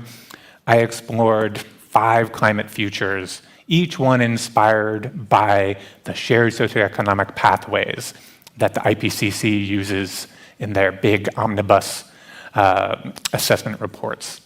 So here's the chart for the SSP scenarios, the chart space. If things go really well, we get SSP1, sustainability. In the middle, you've got SSP2, that's kind of a continuation of our mixed bag progress. If things go really poorly, we end up in SSP3, where climate chaos causes a breakdown of international order, leading to conflict and nationalism and scrabbling for resources. Then there's SSP4, the inequality scenario, in which we do some mitigation, cuts to emissions, but paying to adapt to climate change is too expensive for anyone but the rich to afford. And finally, SSP5, we burn all the fossil fuels to power economic development and then try to use that money to adapt to the damage being done by runaway global heating. So when I first read these scenarios, I thought, well, gosh, these are science fiction stories or climate fiction stories, pathways of how different regimes of climate action might reshape our culture. So in my book, I took each of these scenarios and fleshed them out into worlds and turned those worlds into narratives. Each story takes place at a future climate negotiations at COP60. Of course, COP28 is going to be here in the UAE in just a matter of weeks. In my book, each story, the character of the COP has shifted, transformed into either an arena of political horse trading or a green business expo, a gathering of the elite deciding the fates of millions, or an academic conference assembling sort of charting our slide into the hothouse, or a contemporary, a cooperative planetary management assembly in which we've sort of got the climate under control and have to decide democratically what we are gonna, what that means for the Arctic, for the equator, for the different regions and their various interests. And as those of you who have attended COP know, and probably those of you who are going to be attending COP28 for the first time will soon find out, the truth is that all of these dynamics are already present in the culture of the COP. So each story features 4 characters, core characters that show up in every story, but in each case they've been reshaped by the choices that we are about to make about climate action over the coming decades. So this was really fun from a literary perspective to have them show up as different people living different lives. I got to make the protagonist of one story, the antagonist of the next, and play with these questions of nature and nurture, challenge and opportunity. There is an emotional meta-narrative across the stories that takes us from the familiar to the bizarre to that all is lost dark night of the soul before finishing up with the happy ending, that sustainability scenario. So it is admittedly a really odd way to structure a novel, but I think that's to be expected. Like all cli-fi, Our Shared Storm is not just trying to tell an entertaining story. It's what I call post-normal fiction. This is adapted from a sustainability term, post-normal science. Here's the sort of traditional chart used to explain that. The idea is that normal lab science takes place in an environment of low stakes and low uncertainty. It doesn't matter much what your results are, you're just gathering data. But as stakes and uncertainty increase, you get out into this realm of post-normal science in which problems are wicked, values are in dispute. You can't run experiments over and over until you find a solution because you're acting on the real world. But sustainability scholars argue you can still do science. So climate fiction isn't just trying to sell books people want to read, which is the normal condition of publishing. It's trying to act on a condition of high stakes and high uncertainty. And that, I think, is the case all over our society, right? We are in this post-normal era. It is time to realize that we are doing post-normal investing, post-normal industry, post-normal governance, post-normal education, post-normal museum curation. And the goal of all that post-normal activity shouldn't be to just push for more climate action. Though we do need more, a great deal more, orders of magnitude more. It's not just turning the action dial up to turn the temperature down. We have choices to make about how we're going to transition our energy system and adapt to survive atmospheric chaos. Choices about design, about priorities, about justice. So that's what we have tried to highlight in several other projects that I've worked on. Here are a pair of free ebooks that I encourage you to download from Arizona State University, featuring a mix of science fiction stories and also nonfiction essays about the different ways we might design future-powered, solar-powered societies. Do we build solar in rural areas or urban, in big installations or distributed networks? The stories were based on workshops that brought together a bunch of different kinds of experts with writers like myself. I think that this is really important work that both sci-fi and cli-fi can do. Not just to warn us of the danger ahead, but to give us tools to think about what a sustainable future might actually look like. Canadian science fiction author Carl Schrader said a few years ago, it's easier to imagine, to plan for how to personally thrive in a dystopian future that you think you understand than a utopian future that you don't. I think this is the devil you know problem, and we shouldn't just do this to sort of inspire people, to give them a North Star to head towards, but to help us make collective choices about just what kind of sustainable future we want. Urbanized, or back to the land, market-driven, or state-planned, built on global supply chains, or local production. The great novelist Leo Tolstoy began his book Anna Karenina with the famous line, all happy families are the same, but all unhappy families are unhappy in their own way. But when it comes to futures, I think that the reverse is true.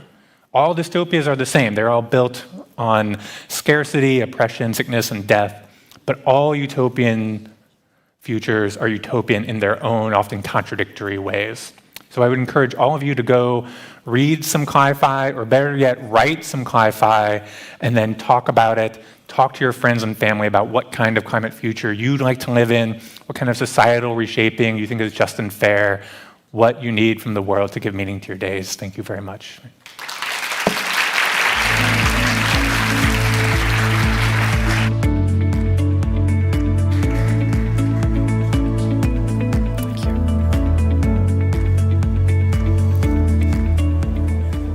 Thank you, Andrew Dana. I am now pleased to welcome Wael Al-Awar, architect and founding partner of Dubai and Tokyo-based firm YY, who will be discussing climate-conscious design. Please welcome Wael.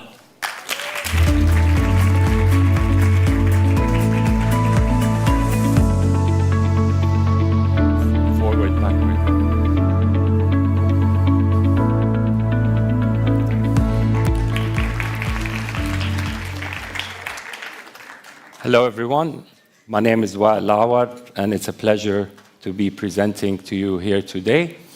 So I'll be presenting today the project Wetland, a future vernacular that was presented under the United Arab Emirates Pavilion at the Venice Architecture Biennale in 2021, recipient of the Golden Lion.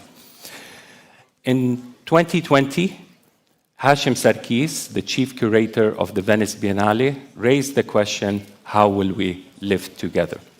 Today, this question is still very relevant in 2023 and 2024.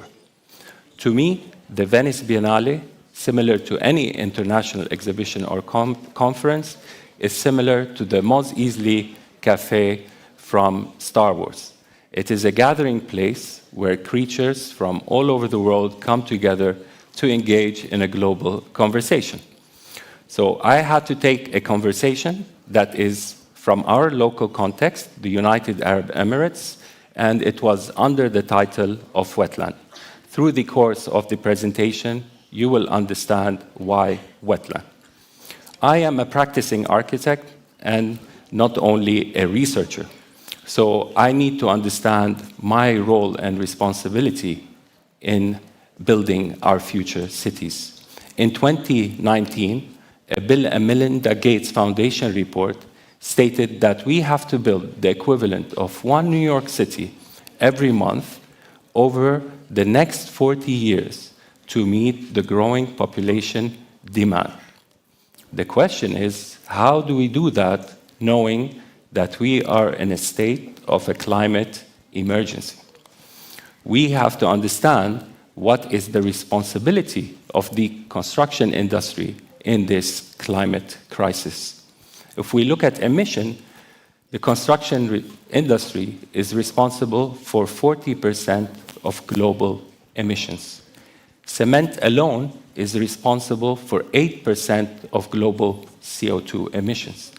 If compared to countries, it will fall third after China and the United States. It's also an interesting fact that concrete is the second most consumed resource on the planet after water. Over the last 100 years, we're still building in the same archaic ways. The construction industry has not really developed much. We have to understand what is the responsibility and what is the cause of cement in this CO2 emission. To produce 1 ton of cement, which can build 1 column approximately, emits 1 ton of CO2, which needs 1 tree 40 years to absorb that amount. If it was invented today, I think no organizing body would approve this standard of 1-to-1 ratio. If we look at also extraction, the construction industry is responsible for 40% of our resource depletion on the planet. It works on the idea of consumption. If we look at energy, we are responsible for 36% of energy consumption. 86% still comes from the burning of fossil fuels. Only 14% comes from renewable energies. If we look at waste, the construction industry is responsible to 35 to 40% of global waste. Dr. Philip Block at ETH Zurich summed it up that the construction industry today is responsible for 40% of the global climate crisis that we live in. I believe the climate crisis is a recent phenomenon. It was not a challenge that the modern architect or the architect of the 20th century had to address. But today, as a 21st century architect, I asked myself, what is my responsibility? Many countries responded by returning to their vernacular architecture and material resources. The Philippines and the United States both presented pavilions made from sustainable wood and were calling for a return to construction in wood. Europe is also today looking at phasing out cement over the next 20 years and moving into solely wooden construction processes. But how can I do that? In the UAE, our local vernacular is corals. Corals are impossible to build with today. It is unsustainable. It was okay for a couple of hundred people, but today we are 9.5, almost 10 million people and growing. So going back to the vernacular was not an option. So I went back and started looking, hoping to understand what was the problem in Portland cement. I soon realized that the biggest problem is in converting limestone to lime that was emitting a tremendous amount of CO2. And the question is, why do we need lime? We need lime because it is the binding agent in cement. It is the glue that puts all the minerals together. So the question was, can I find an alternative to lime in the local geography and geology of the UAE? So I started investigating the local landscapes in search of a new binder that could replace lime. I came across the sabkhas of the UAE. I was immediately captivated. Sabkhas is an Arabic word found in the English dictionary that means salt flats. And the reason why I was captivated, because of the cementitious crust. I was certain that there was a binding agent in the cementitious crust that was gluing all the minerals together. But sabkhas are not a local phenomenon, they're a global phenomenon. They are found all over the world, such as in Ethiopia, as well as Siwa, which is in Egypt. Siwa is in a town that is built 800 years ago in Egypt, all from local sabkhas. It is contextual architecture. It is architecture that is built just to its place and to its environment. It could not exist in any other conditions. I also later learned that in Star Wars, this is not a stage set. This is actually the local architecture in Tatooine. They were also built from sabkhas that were available in the environment. But sabkhas are carbon sinks, meaning that they absorb CO2. 1 square meter of sabkha can absorb more CO2 than 1 square meter of rainforest.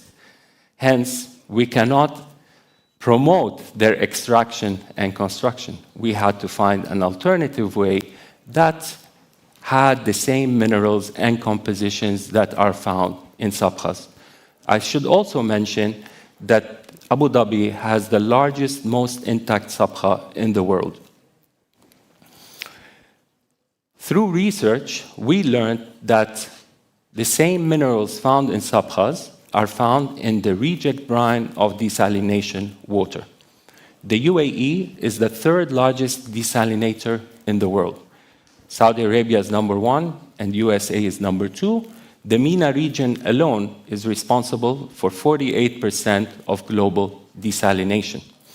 Today, the reject brine is being thrown back into the Arabian Sea, causing an environmental disaster because salt plus water equals battery. It is trapping heat, increasing the temperature in the water, and destroying the ecosystem and the marine life.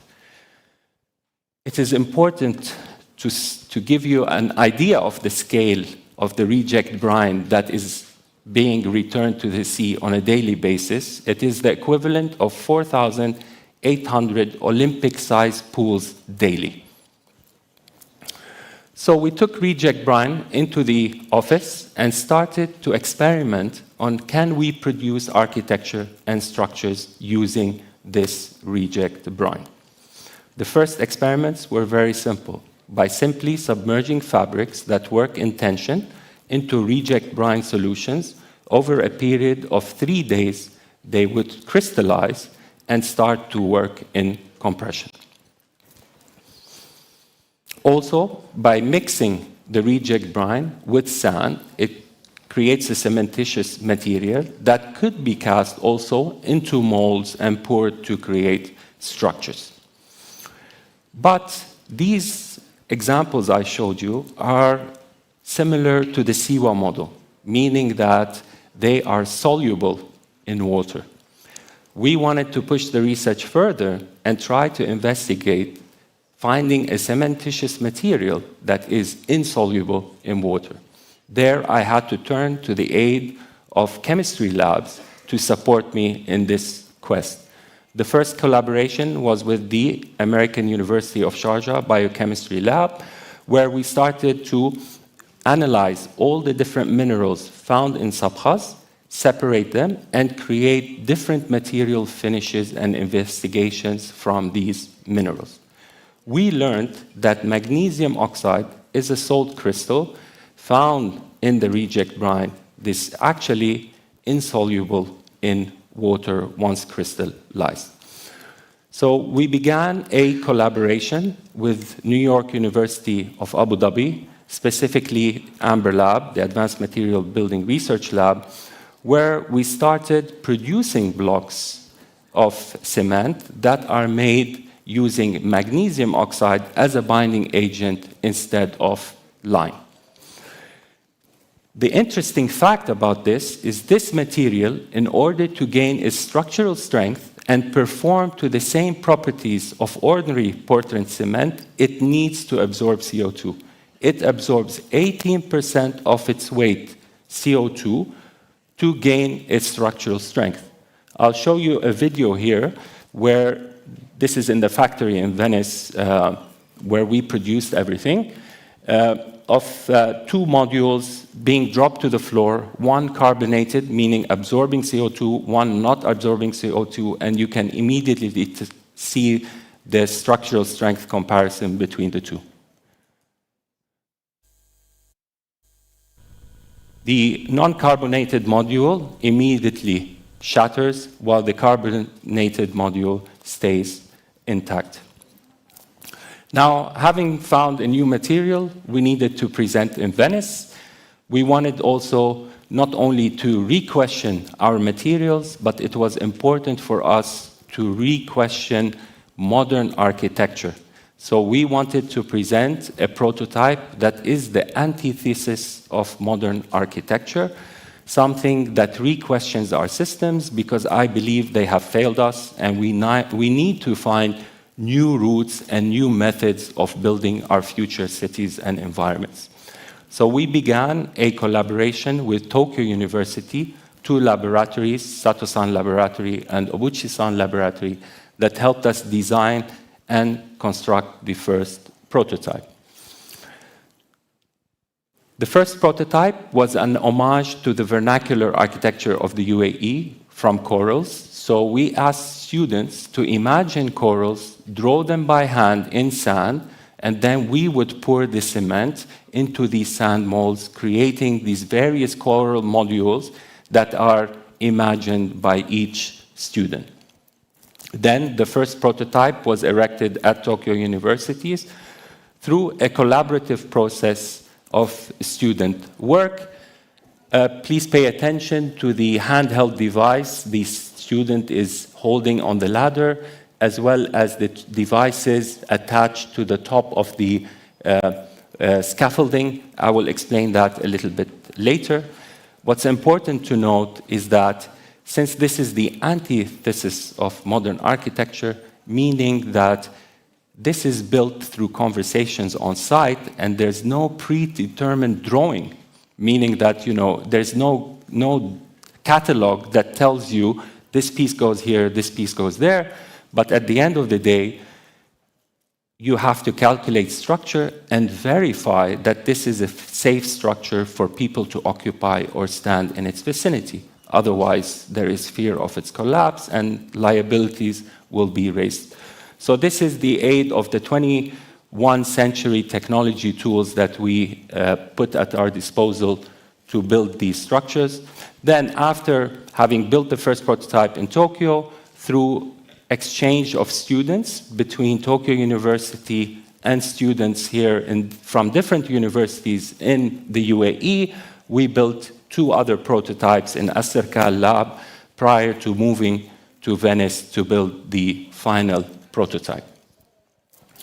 Finally, we moved to Venice and we exhibited at the National Pavilion of the UAE under the title of Wetland Ardon Ladina. And the reason for that is that Sabkhas fall under the category of wetlands in the Ramsar Convention, and Venice itself is a wetland. So we wanted to take a local dialogue to a global dialogue.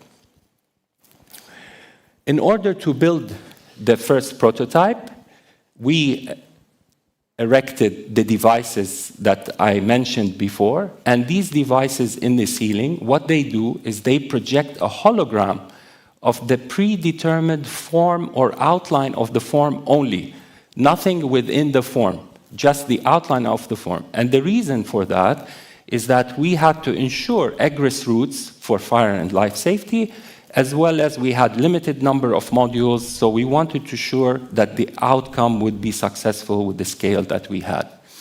And once this projection is done onto the space, it could be read through devices that are worn by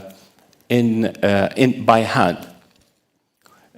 So it is, I will show you later, and it is built in 7 layers. So we would build 1 layer, we will then send the as-built model digitally to Tokyo University that are actually online immediately. They will verify that layer is structurally stable, and we continue to build the layer above and the layer above and the layer above. So it's a work in progress kind of format. Here you can see the wrist device that is worn by the builder on his hand, and it lights up blue, meaning that he is within the model form. So he is within the area where he should place a module, and that's all it tells him. And these devices are nothing extremely fancy. Actually, they are from the gaming industry, and they were just reprogrammed to suit our needs. Here is a slight video. Yes. Yes. Yes.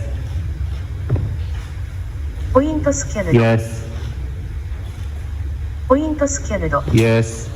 So you can see here, we're scanning each module to project that into an as-built model. So there is a digital model that's being created immediately as an as-built structure that the structure engineer can verify for us to continue to build and move forward. And you can see here the device being, it's lighting up blue, meaning that he is within the model form and he can actually place the model there. And then you have the as-built model showing up on the computer screen, and a base point that's always putting everything in reference, and the devices that are projecting the hologram to control the space within which we built. So finally, we can have a structural model that is verified and can be accessible to the public, because this is an international exhibition that has thousands of visitors on a daily basis. The final outcome was prototype 1 that was built using 2,400 modules, all hand-drawn through conversations without a single drawing. And we worked also with Farah Al-Qasimi, Emirati artist based in New York, to take photos of the Sabkhas and Ruwais that capture the tension between our local landscapes and industrialization, and the tension between the two, the man-made and the natural. Finally, I'll show a quick video. My time is up, but just quickly, it's a time lapse, but there's an audio also talking about the life of a shrimp called Artemis that lives in the Arabian Sea, and how it is being affected by the reject brine that's currently being dumped into the Arabian Sea. The blowdown pump of the desalination plant spews superfluous volumes of brine discharge. The continuance of this continuous expulsion dramatically increases the salinity of the sea. These conditions produce an inhabitable anoxic zone. Our friend Artemis is classified within the genus of Artemia, within the family of Artemiidae, within the order of Anostraca, within the class of Brachiopoda. She is an aquatic crustaceous arthropod. Artemis lives within the vicinity of the coastal sebkha, the desalination plant, and the coral reefs. Because of the seawater's hypersalinity, she lacks oxygen and is battling the reaction between her chitin exoskeleton and the acidic sea. Her exoskeleton is comprised of a polysaccharide. This degrades due to acidosis, pushing her out of homeostasis. The process of acidic erosion causes Artemis to expend an increasing amount of energy to build and rebuild her shell. As more brine is expelled into her world, Artemis must work exponentially harder to survive. She switches her reproductive mode in order to produce dormant eggs, which she hopes will survive and outlive her unstable environment. Her efforts will be in vain. Acid cuts carbon. Artemis does not simply suffocate in the deoxygenated water. Her exposed body calcifies. Her exoskeleton dissolves. Thank you.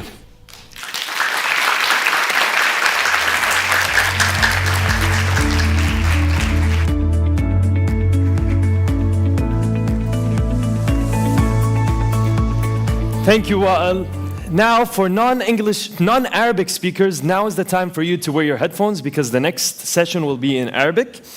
And I'm very excited because I'm pleased to welcome Abdul Latif Al-Banna, an Emirati businessman and farmer. Yes. Also known as the pineapple pioneer. Yes, you heard that right, the pineapple pioneer. Please welcome him to the podium. الزراعة هي شرايين الحياة. الزراعة أساس الحضارات. أنا أثقف نفسي وأثقف عيالي وأثقف مجتمعي أنهم يعرفون يزرعون للاكتفاء الذاتي. هذا في الدرجة الأولى، مش قصد التجارة. هذا مش خسارة، بالعكس هذا ربح. أني أنا الوحيد اللي أنتج، وأنا الوحيد الناس تذكرني أن هذا صاحب الأناناس. المشروع اللي نحن مسوينه في 4 بيوت جرين هاوس حوالي تقريبا 4000 شتلة أناناس. نسبة الحلاوة والنضوج كان شيء غير متوقع. شجعت جدا لمشاركتي في أسبوع مستقبل المناخ حتى أبين تجربتي حقيقة البسيطة المتواضعة للناس اللي عايشين على أرض الوطن هذا، أن ترى الزراعة والحفاظ على البيئة والاكتفاء الذاتي هذه أشياء مو صعبة. احنا ينمو إلى ذهننا لما نسمع كلمة متحف، يعني أشياء قديمة، أشياء تراثية من المجتمع، من البيئة، من الحضارة موجودة، والناس تجي تشوف ثقافة الحضارات. لكن متحف المستقبل تجمع المزارعين والناس المتخصصين في المناخ والبيئة، هذا حقيقة شيء رائع. يعني مستقبل باهر لدولة الإمارات، ونتمنى لها يعني المزيد من التقدم.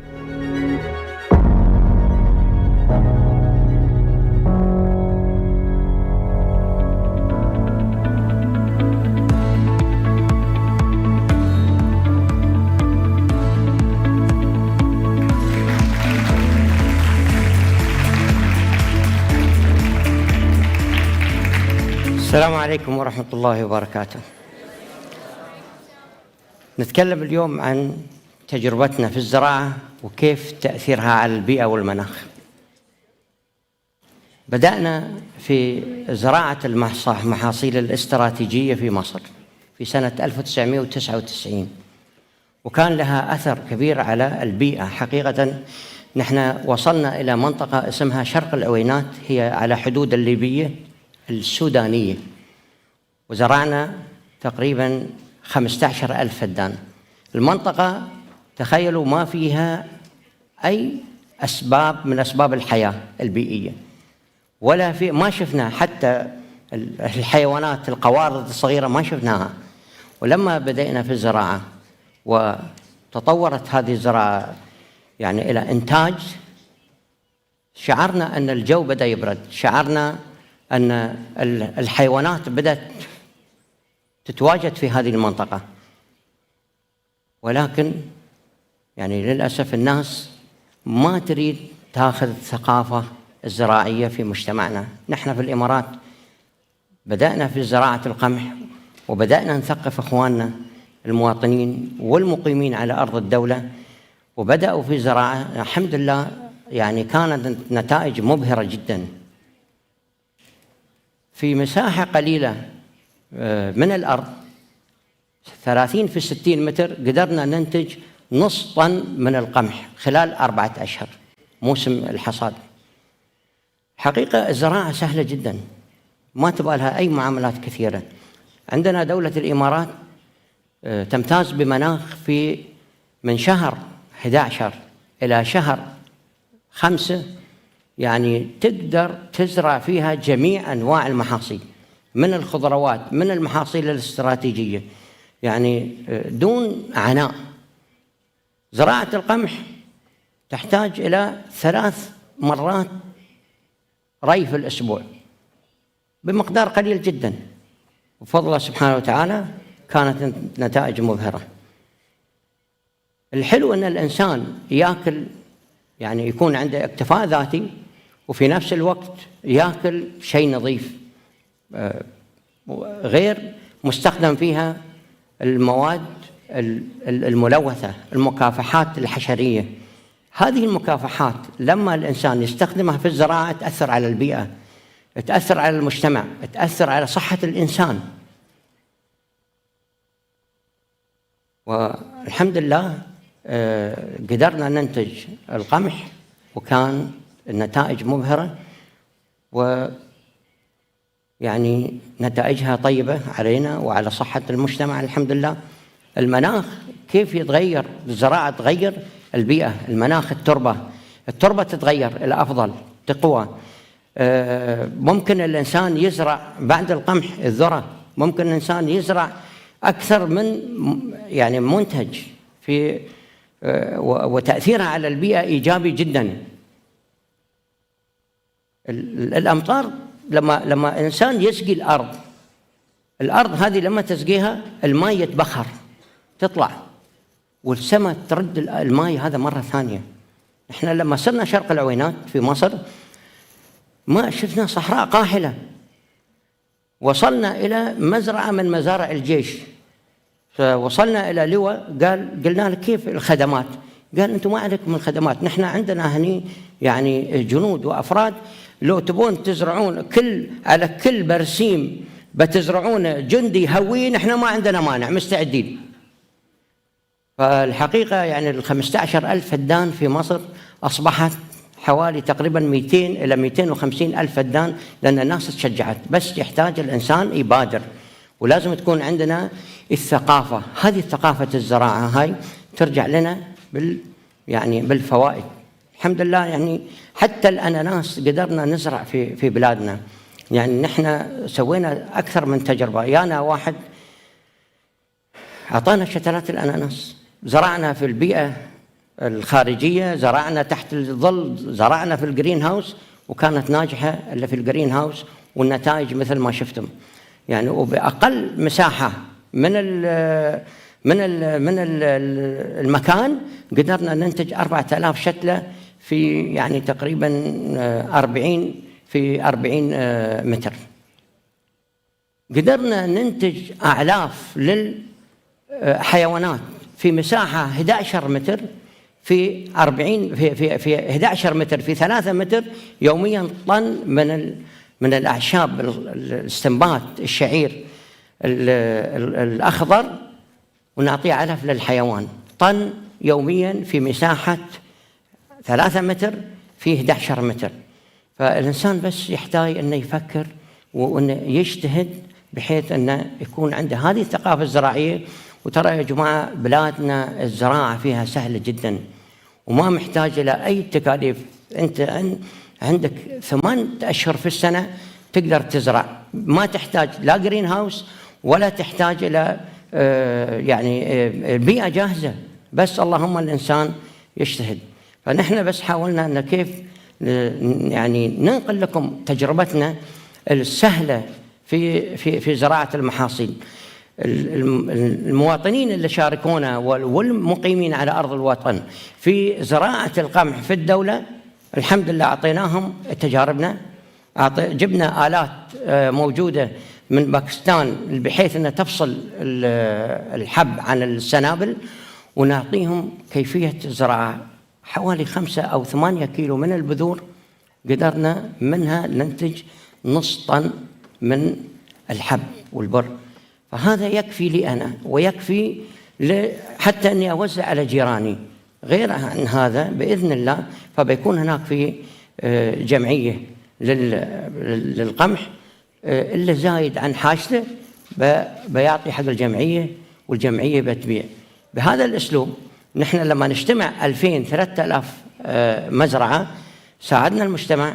البيئة عندنا بتخضر، الماء اللي يسقى للزرع يعني ما بيروح حدر، السماء بتاخذه وبترد علينا مرة ثانية إن شاء الله. يعني أنا أتمنى من كل إنسان، كل فرد موجود على أرض هذا الوطن عنده مساحة ولو بسيطة، حتى 20 في 20 متر في بيته، ما لازم تكون مزرعة، يقدر أن يزرع ويقدر أن ينتج ويقدر أن يساعد البيئة. بس أهم شيء أن الإنسان ما يستخدم المواد الضارة اللي هي تقتل الحشرات، لأن هذه الحشرات اللي موجودة في الأرض في منهن ضارة. نعم في معالجات بيولوجية حيوية ممكن أنا أكافح فيها الآفات، حتى أنا ما أخلل التوازن البيئي، تكون التوازن البيئي موجودة وفي نفس الوقت أنا استفدت وأكلت من الأكل الطيب. أخزن المحاصيل اللي عندي في بدون ما أرشها مواد حافظة. فالحقيقة يعني هاي تجربتنا البسيطة نحن حاولنا يعني أن ننقلها لكم، ونشكركم على حسن استماعكم وجزاكم الله خير.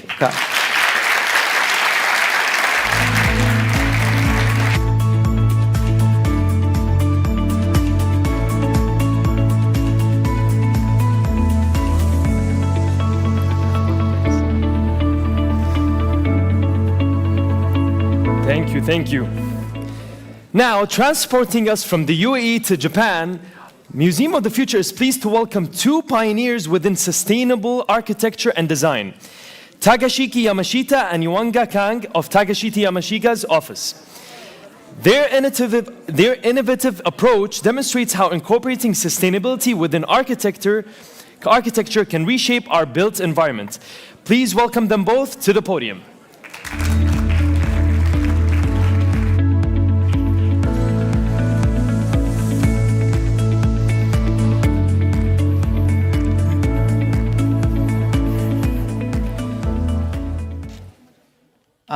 Good evening. No, good afternoon. Good afternoon.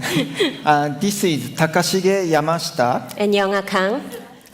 We are architects from Tokyo, and today we are to talk about architectural aspects on climate change issue.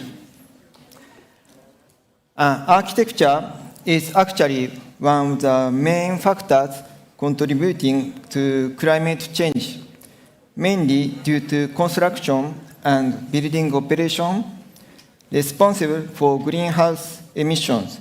The climate change, on the other hand, is a huge factor that affects the lifespan of architecture with an accepted climate like extreme temperature that bring down the performance of the building. In this way, they keep risking each other. We deal with sustainable design in various backdrops in order to eliminate adverse effects on the climate. We, as an architect, work to visualize the relationship between architecture and its surrounding environment. By environment, we mean many things around the site, like natural conditions, social, cultural, historical background, urban or rural context, and so on. They have their own impact to surroundings and interaction with each other. In the middle of them, architecture gets influenced and responds back to the surroundings. It doesn't happen in one way, but it's a mutual thing. To resonate each other, let me talk about this interrelationship between architecture and environment through some examples of our practice. This project is an annex of dental clinic in suburban residential area. The client has been running dental clinic for 70 years. The huge garden at the back was even older than the clinic. They wanted to build a new building for pediatric dental clinic here. The garden was filled with abundant greenery, almost like a jungle. They also have a housing for goats in this garden. With a belief in Japan that gods reside in nature, the client first asked a different architect to design it and got this proposal. The client was not happy about the block and held a design competition for a new scheme. We wanted to keep the greenery and extend it to the town, so we broke down the program into smaller volumes and mixed with courtyards. This is a developed elevation showing the series of facades blended with the woods. So the garden continues throughout the building, and it exposed to its neighbors for them to also enjoy. The cantilevered roof provides a small plaza for the visitors and neighbors to gather. Each room is slightly shifted to small house gardens in between to merge into indoor space. While the walls block the visual access to private houses, the transparent glass frames the layers of plants and rooms in depth. The green floor is brought in from the private garden, then out to the public, while the interior is still set back in depth for privacy. Embraced by the woods, it creates a calm atmosphere in the treating room, so the little patients don't get scared too much. So here, nature is not just a background, but is one of the main subjects standing with the building, and its influence to the users will keep changing as they grow bigger. They cast shadow and filter air. It meaningfully contributes to save energy use for air conditioning. After the completion, we met some people in the neighborhood passing by. They liked the new garden of the town very much. So that's how we see the interactive coexistence of architecture and natural environment in both functional and emotional ways. Toranoko Nursery is an example that displays architecture responding to its natural and social environment in rural context. The silhouette at the horizon is Mount Fuji, a symbolic figure in Japan. The area is peaceful but has a bit deserted atmosphere, with most of the residents quite aged. The site is surrounded by assisted living facility for seniors, and the client wanted to build a nursery school for kids of social workers in those facilities. We start from zoning arranging and program depending on the level of privacy and make a plan. Then we rearrange orientation of each room, considering the accessibility from surroundings and views. The roof not only casts a coverage, but it displays a gesture towards its neighbors. Spanning over the rooms and the playground, the roofs create various gaps for visual access and wind penetration. The biggest roof opens towards the town plaza and further to the view of Mount Fuji with a respect to the natural wonder. In the playground under the roof, children can play outside even on rainy or snowy days. The soft movement of the roofs welcomes the visitors from various directions. These curved roofs jump over the rooms and divide space underneath, and display a series of sceneries involving interior and exterior. While staying inside, the children can still feel the sunlight and stay connected to the town. They often interact with the neighbors, mostly aged, who get very brightened by such communication. The nursery also provides a room for the neighbors to rest and say hi to the children. It's a great gathering place under the roof, like how people get together under the tree. Toranoko Nursery demonstrates the role of architecture as a community care and how it resonates back to the neighbors for a better future of the town. From here, we would like to talk more about projects in a more natural environment and discuss how we try to get along with or sometimes try with even overcome the given natural conditions.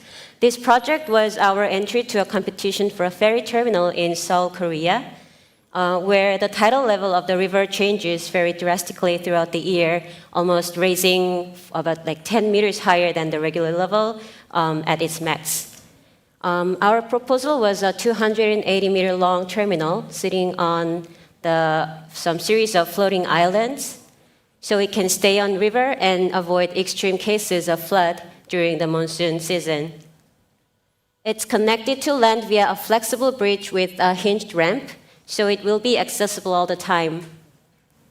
The floating system is enabled by pontoon, a floating device fixed at the bottom of the river with rubber housers to stay in position. The material and system are environmentally friendly as it utilizes the nature of the material itself with no extra energy required. The surface is covered with soil and grass to create a floating green park for the citizens to visit daily. The building is oriented along with the direction of the wind at the riverside to minimize the resistance to the wind. So it's basically a series of rooms floating at different levels, sandwiched by long, transparent facets. So the wind is easily running through the terminal building along with its open composition, and the building system supports natural ventilation with the lifted structure by pilotis.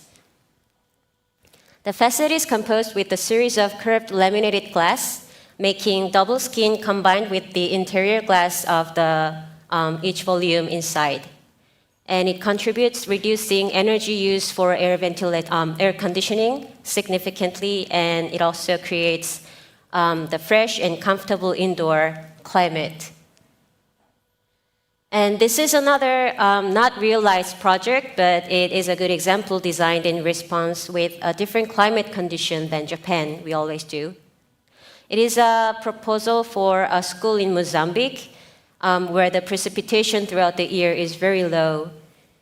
The site was far from the town with no facilities or infrastructure nearby, so the school was supposed to have its own system to gain and use the rainwater. So lotus leaf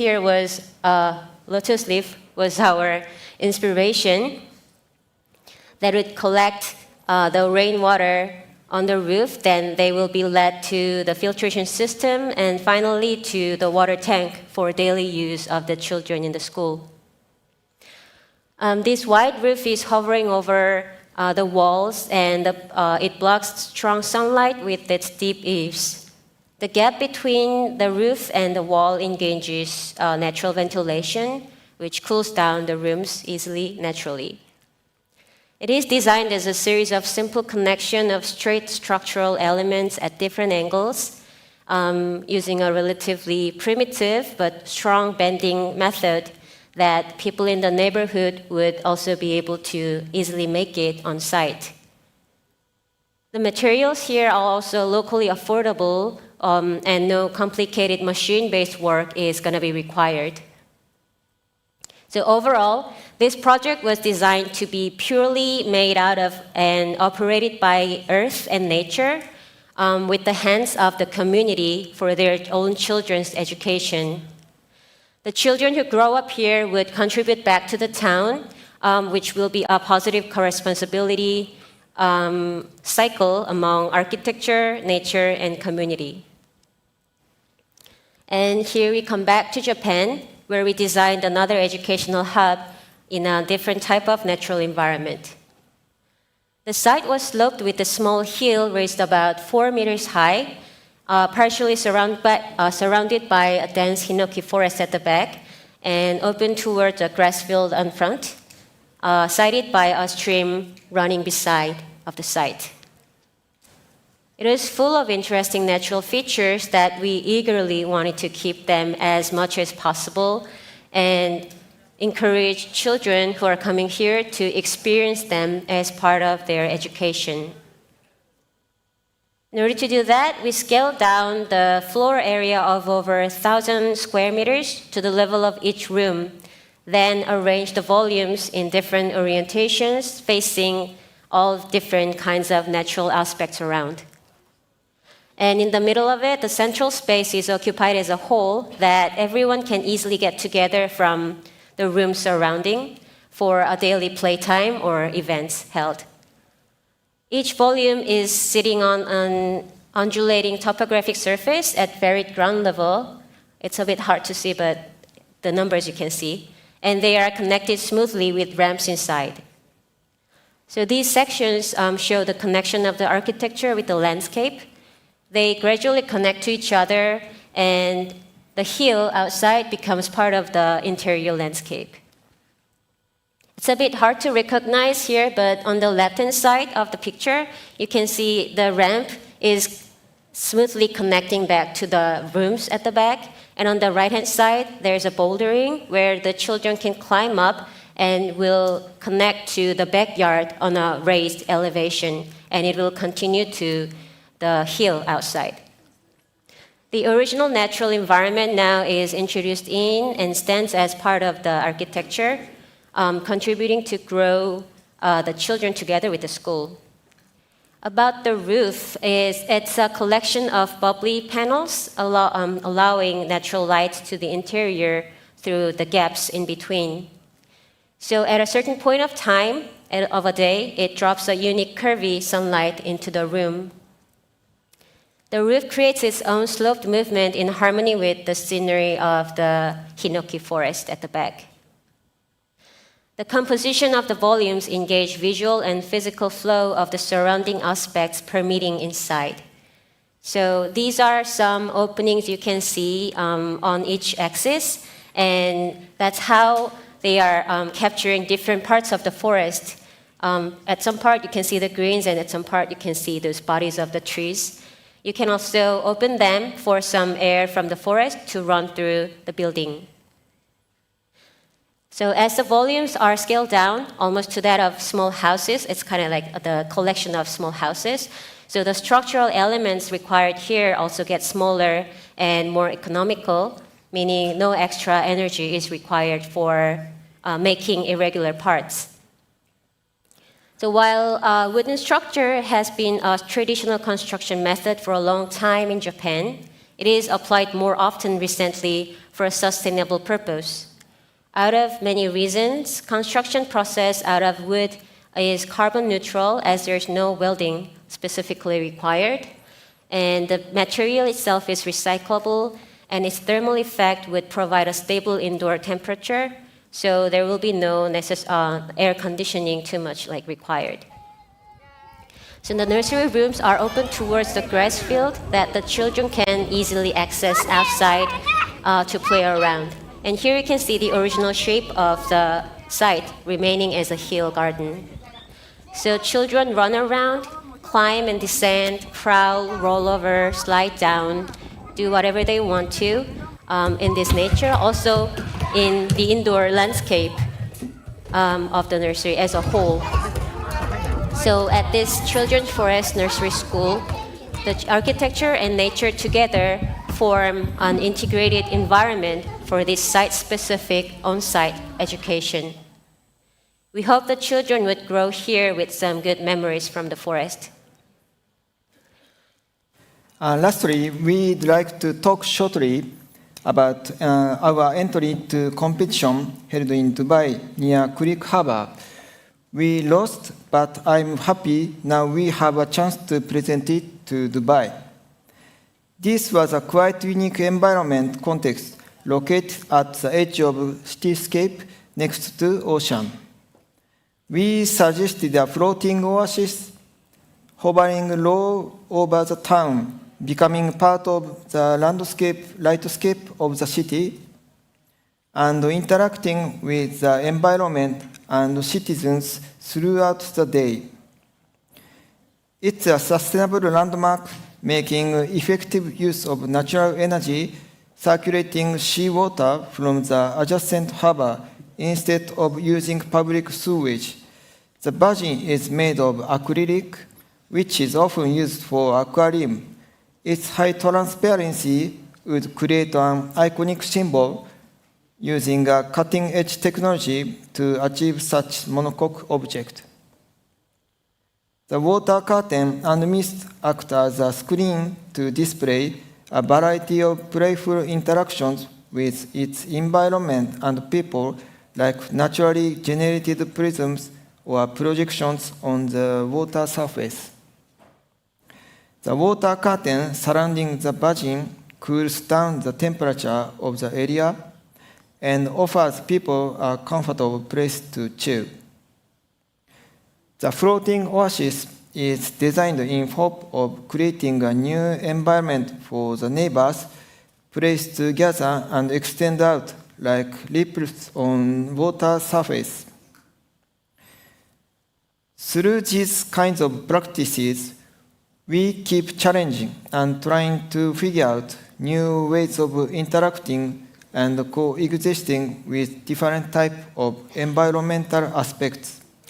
So along with the rising risk of climate change, it has been more and more important to find a way to live with or further eliminate such threats.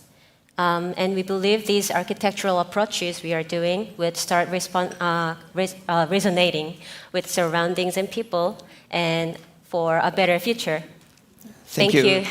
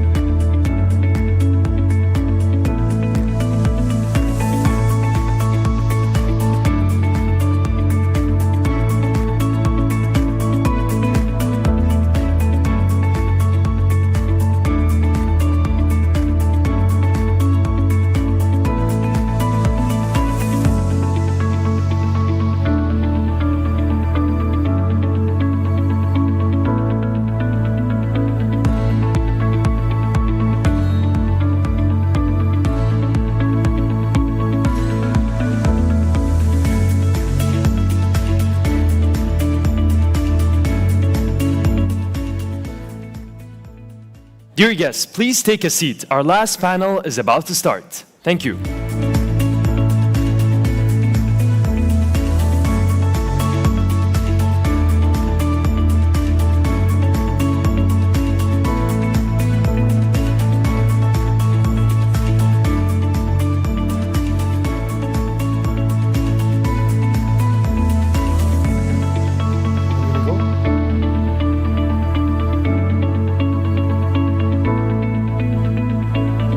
Everyone, hello.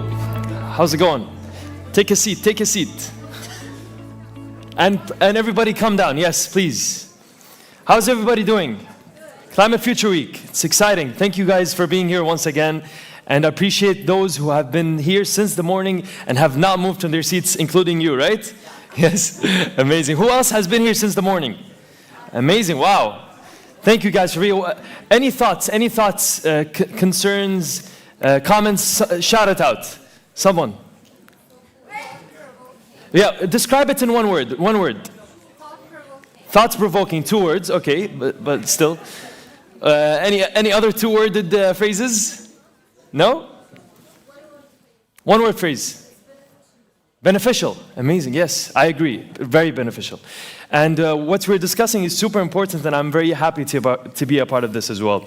Anyways, by the way, a fun fact, the 2 speakers that were here just now, they had a record number of slides, 135 slides, and they still managed to finish on time.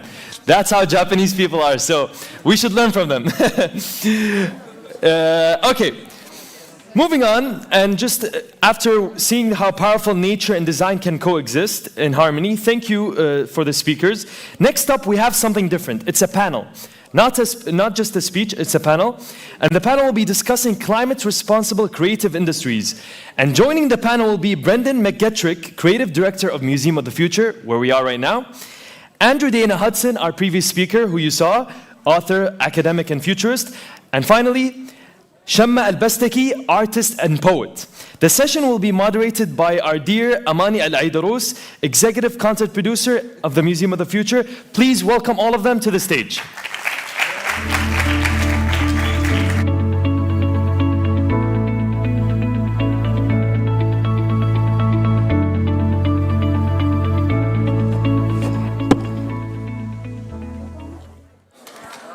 Good afternoon, Your Excellencies, ladies and gentlemen. As Isa mentioned, my name is Amani Al-Aidarous. I'm the executive content producer here at the Museum of the Future.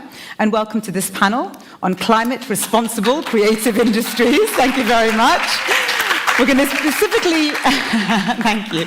We're going to be specifically be looking at the role of creativity in addressing climate change. And I'm joined today by 3 very talented climate creatives, all here to talk about how they can mobilize us into climate action with their storytelling. So first, I'd like to introduce Shamma Al-Bastaki, an award-winning Emirati artist and poet who's often seen performing her work at national poetry readings and events. And in fact, Shamma's going to be hosting a workshop here on Saturday, is that right?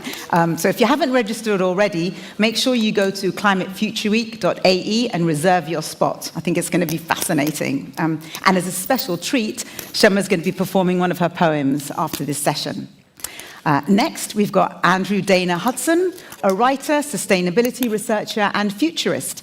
He's author of A Shared Storm, a novel of 5 climate futures, as well as writing over 20 short stories, which have appeared in publications such as Lightspeed Magazine and MIT Tech Review. And last but not least, we have Brendan McGettrick, an international writer, designer, and curator. Brendan has worked all over the world, exploring avenues in design, invention, and innovation. His career has taken him from London to China, Russia to the USA, and of course, right here in Dubai. He's our very own creative director. We're very lucky to have him. Please join me in welcoming all our guests. Shamma, I'll start with you, if I may. One of the quotes on the facade of the museum is by His Highness Sheikh Mohammed bin Rashid, and it reads,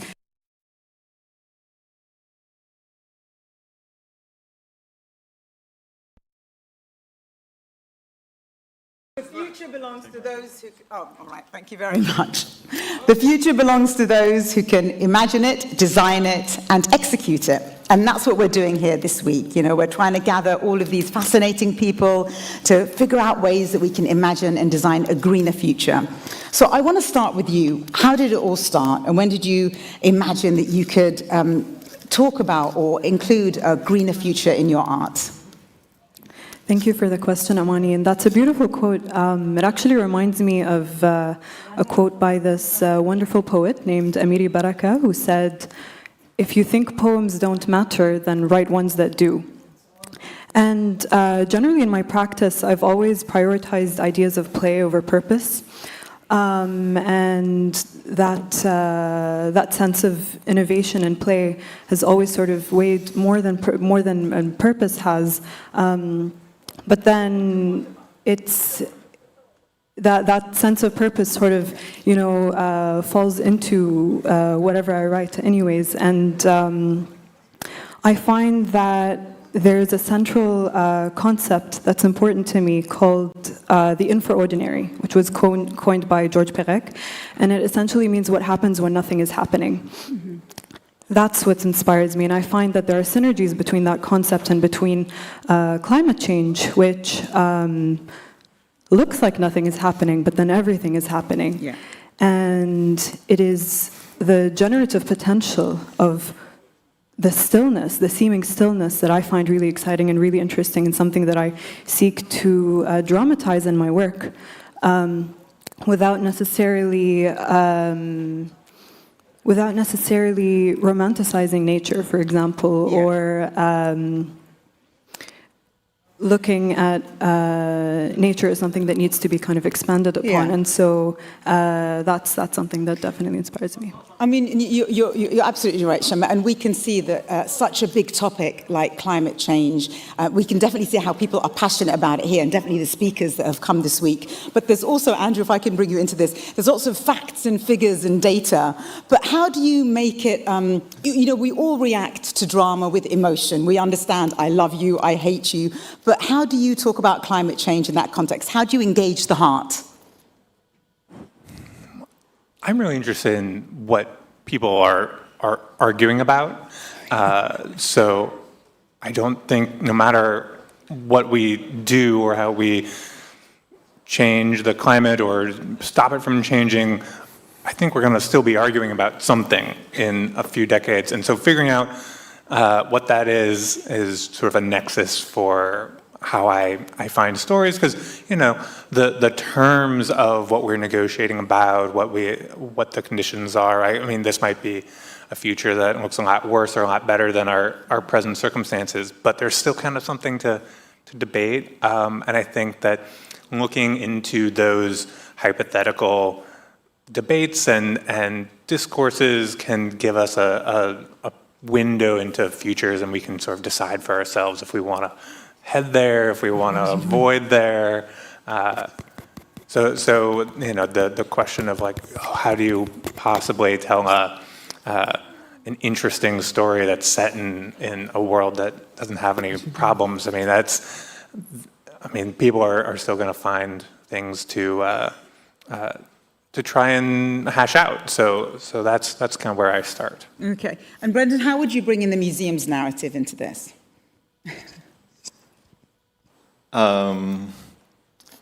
Well, I guess the museum's narrative is just, the main intention of it is to try to make things which are sort of by definition imaginary, because everything in the future is imaginary, to make them feel as real and as urgent and as personal as possible, so that we all recognize that the future is something that we make and it isn't something that just happens in some passive way. And particularly related to things, to do with climate change, there's a lot of forces that are kind of pacifying and make you feel powerless. So it's really important that we find ways through different media and different forms of communication to remind people that in the end, everything that happens, we do affect and we are central to. And a lot of times it's just a matter of kind of understanding it in a way that is empowering to you as opposed to disempowering. So, the museum is really made for that, to kind of, it's like a platform for people to come and realize that the future matters and that they matter to the future, basically. This is going to take a while, right? Oh, we can hear you, Isa. Keep it down. Shamma, you use the force of nature as an inspiration in your poetry. Talk to us a little bit about that and how it started for you. Yes, sure. So looking back at maybe the past decade and a half of writing, I noticed that a lot of my poetry does invoke nature, even though that climate consciousness wasn't necessarily intentional. It's something that I'm now starting to research and look into.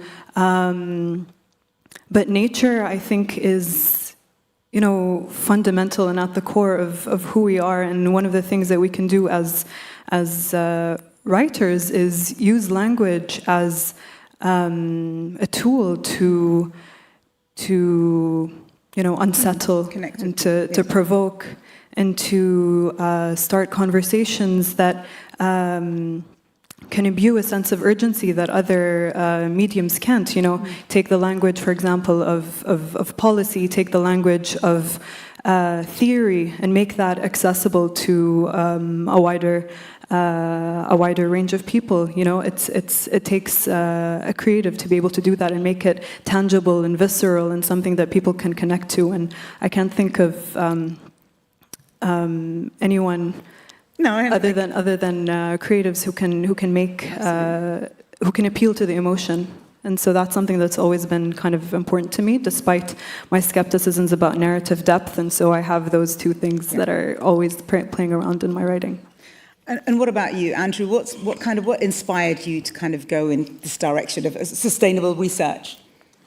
Yeah, well, I think I probably wrote my first climate-oriented piece of fiction like 2005 or something, when we didn't even have that term, and that wasn't really something that was a part of the genre. And then 10 years later, I read about a new sort of micro subgenre of science fiction called solar punk, and it was about trying to figure out what a solar-powered world that has actually made some good choices might look like. It was trying to push against all the sort of dystopian and apocalyptic narratives that were in popular media in the mid-teens, and that really inspired me. I was like, that's a future that I feel like I could write about, and it was new and early, and so I was like, well, I'll try, and had some success, and found myself really interested in it. So I mean, the answer is other people trying to make sense of these things and creating momentum that I joined in on, and you know, hope that I contributed to building even more. So that is something that all of us can add our force into, shape these conversations. Absolutely. Brendan, I can't imagine anybody going to the Hill Institute in the museum and not leaving inspired. And, you know, we're often described as a hybrid of science and art. And talk to us a little bit about the journey for that level, please. Sure. And actually, it's interesting for what Shamma was saying about language, because basically one of the things that we try to do in the museum is create new languages to kind of introduce ideas that are basically founded in science. So for all the floors, but particularly for the Hill Institute, we had expert advisors who were, you know, biologists and geneticists and people who are experts in climate change and in the rainforest in particular. And they kind of worked with us, and they were central to the process of developing the work, and they reality checked us and pushed us toward things that were feasible and real, because we knew that we wanted to talk about synthetic biology and how that could play a role in mitigating some of the damage in climate change. But what I'll say, what was really kind of touching about the whole experience is that for them, they're working in a lab context, they're producing academic papers, they're producing maybe an article that would get into a newspaper, but for them, they're kind of locked out of the popular imagination in a lot of ways, because things like, you know, even though we kind of all vaguely know that genetic engineering is happening and that it's maybe scary or it's maybe interesting, the reality of what it is quite remote for most people. So what was exciting about making the Hill Institute is that we kind of had to come up with much more approachable and much more sort of visual and multisensory ways of trying to introduce these ideas to people, so that they weren't locked in PowerPoints and white papers and these kinds of things. And I think that was a really exciting thing, like as a kind of collaboration between artists and designers and writers and scientists. Because in the end, you know, the designers of the world are limited in our understanding of things and also in our like frames of reference and our values, frankly. And scientists have a different set. And so bringing those together so that you have something which is rigorous and founded in technology that will shape the future in some way or another, but at the same time is able to speak to some of the kind of universal feelings of oneness and beauty that design and art aspires to when at its best, is a really important thing to try to do. And so anyways, the Heal Institute was a really positive example of trying to make that happen. Yeah, and talking about, I mean, do you think these climate conversations that creatives are happening with scientists, is it going to be more mainstream? Is it going to take center stage now? I certainly hope so. I hope so. What I would say, though, is that, you know, the museum is a really special place in the sense that it's a massive investment and a massive show of faith was made by Dubai government towards something which is not that common, which is basically speculative futures, where you do what I just described. You take science, you take forecasting, you take a sense of what could happen in the future, you combine it with experiential design and interactive design, and then you make a possible future.